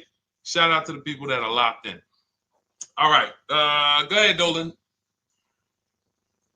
Should the out-the-door price include your trade? First of all, that's a curse word. All right, we're going to go back to that because I got out of saying that for a while. We do not trade cars. So you probably just popped in maybe about 30 minutes ago on the stream. We were talking about the 3 pillars of great car deals: who you buy your car from, who you sell your car to, who you get your loan from. You in order to get a great deal, a below market deal, you must get a great deal from each one, which means you bid out each one. I bid out, got multiple offers for who I was going to buy my car from. I got multiple offers for who I was going to get my loan from. I got multiple offers for who I was going to sell my car to. I bid out everything, therefore I got my great deal. If you bid out this, but you don't bid out this, and somebody you get an interest rate of 7.1 when you could have got an interest rate of 5.2, you lost $2,000. Depending on the cost of your loan, how much you're financing, you lost $2,000. Yeah, you did a bid on who you bought the car from, or you didn't bid out your trade, therefore you didn't find the highest bidder. You traded your car for 14. Another bidder would have paid you 18. You lost $4,000. So you got to bid out everything. That's why we do not trade. The only people that have to trade are people with a lot of negative equity who can't pay off the difference. And that's why I am the reason for negative equity is not understanding leasing. You buy your cars, take out loans, switch the car. Negative equity. It's literally the reason for negative equity is I should have leased, but I didn't. Now I have negative equity because I'm replacing this car with a loan still on it. So out the door price will not include your other car. And if I was trading a car, then yes, the out the door price would include the trade. But because we do not trade cars, our out the door prices don't include the trade. Let me show you an example of what our out the door prices look like. So these are some spreadsheets for our Done For You program where we shop for clients. You can see here, this is we shop for a Subaru for this particular client. In this case, look, and you can see the MSRPs for this car is an inexpensive car, $27,000, $26,000. Look at the out the door prices, 29, 30, 30, 29, 29. These are all out the door prices with the taxes and fees. So you can see these dealers are giving either no discount or a little discount. 27 out the door price is 30,000. But look at the winner. Look at the winner. This particular dealer won the bid at this particular time They're not going to win the bid all the time. In this particular case, they needed the unit. $27,900 is the MSRP. Out the door price is $27,463. The out the door price is lower than the MSRP. How? Because they took off almost $4,000 in discounts. Almost $4,000 in discount. So every time you shop for your used cars or new cars, this is how you should be shopping. If you're not leasing, this is how you should be shopping. I'm getting multiple offers, out the door prices, comparing who gave me the best offer. Who gave me the best offer? Oh, look, Daniel Thompson said, D, I'm bidding out to sell my car and got a $4,000 swing from the lowest to the highest bid. This is the people who you listen. If I can bring them on and have them talk, they would be talking to y'all about how different this is. I didn't bring you here on a Tuesday afternoon, or you're not watching this. If you're watching the replay later on Tuesday, or maybe, Wednesday morning, we go live at 12 noon, Monday through Thursday. So we replay the show just for everyone who missed it. You can send all your friends, family, go to Deshone the Auto Advisor's pages, watch the replay from today's show. But they know this is, I didn't bring you here to talk to you about hundreds of dollars. We are talking thousands of dollars at all times. There is never anything that we talk about that is hundreds. Let someone else talk to you about how you can save a couple hundred more per month. We might be talking about hundreds per month. That might be the only time we're talking about hundreds, $200 per month. But other than that, which equals thousands. We're not here to figure out how we're going to save $50 this month. No, this is big, huge money. So thank you, Daniel. Thank you for tapping in with that information. So, all right, listen, guys. Everything we teach is in a step-by-step format, because when it's not step-by-step, you'll get overwhelmed. When it's step-by-step, you can challenge yourself to stay right on this step, check it off, move to the next step. Check it off, move to the next step. Step 7 in our Cars from Home process is delivery. Step 6 is paperwork. Step 1 is the most important question, which is the 8-year rule. It's literally called the most important question. 8-year rule. How many years are you keeping the next car? Step 2 is the equity assessment. That's why you heard Wendell in his book testimonial. He said, I just completed the equity assessment and we got 30% more than the book value. Bidding it out. He said, I'm about to move to the next step.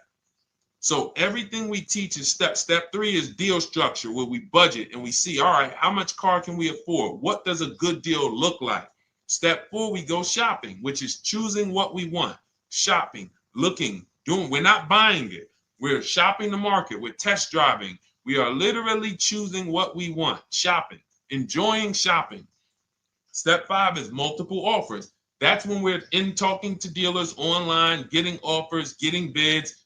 Step 6 is paperwork and protection, to make sure that the offer we got is legit. We tied it up. Paperwork is right. We go over extended warranties, tire and wheel, maintenance plans. Do we need them? Key protection. Do we need any of this stuff? And step 7 is delivery. It is a step-by-step path. That is how people win. They're not coming into some college to learn how to be a car salesman or to learn everything I know. No, it's a path. So if you want the blueprint in book form, that's my digital book, Cars from Home, 7 Steps of Saving Time, Money, and Avoiding Dealerships. Normally $97, part of our 30-minute welcome offer. You can get yours for $24 in my TikTok bio, Instagram bio, the YouTube comments, and the Facebook comments. Click those links and then click the special $24 welcome offer. It's good for 30 minutes. And you'll save 75%. If for those of you who are like, Deshone, what about that video checklist? That is our Shop Done With You program. Cars from Home, done with you. You get lifetime access to everything we teach, all our below market videos, and it's short videos. I want you guys getting cars in 90 minutes. 90 minutes. Not shopping. The shopping might take you longer. Deciding what you want, you might be doing that for 2 months. But once you decide what you want, I want you to be able to get below market deals in 90 minutes. That's how I do it. We're not hours and hours to get these car deals. Some of these deals we make in literally 45 minutes over a 3-day period. So that is how we do it. And you'll have access to our coaching program. We do Zoom calls twice a month, first and third Wednesday. And you have a Facebook group with 1,600 people in it that have come before you in the last 3 years. And then for those of you who qualify for shop with done for me, just do it for me, Deshone. New cars, new cars and leases only. Credit score has to be over 670 FICO. Book a call with our team. Let's see if we can help you. All of those have welcome specials. The book is 75% off welcome special. Shop with Deshone is $200 off welcome special for 48 hours. And done for you is $300 off for 72 hours. All welcome specials for people to say, all right, I'm taking action. I'm going to take advantage of a lower investment for taking action immediately. And for those of you who you're still new here, you're like, Deshone, I like the information, but I need to get, can I get some free advice first? Let me test out some free advice. You can, of course, go download our cheat sheets, and that's there as well. All of that is in the Cars from Home Toolkit. So always a pleasure. We will be back tomorrow, 12 noon. Please mark your calendars, tell your friends, bring a friend, and we'll continue to, we'll continue to do what we do and try to make sure you guys have everything you need to win every car you get. I want you sending pictures with the numbers. You know you've done it right when every car you get, you have pictures with the numbers.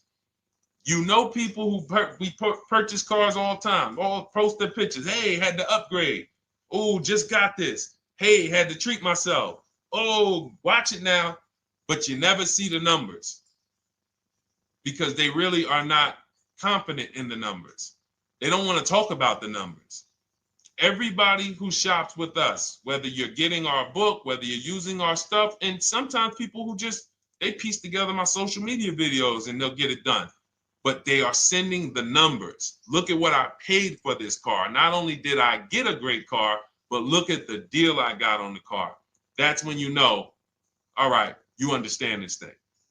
All right, have a great day, y'all. See you tomorrow. And if you couldn't make the whole broadcast, feel free to watch the replay. We'll be replaying it throughout the day until tomorrow's show. All right, have a great day, y'all. Thank you. God bless you.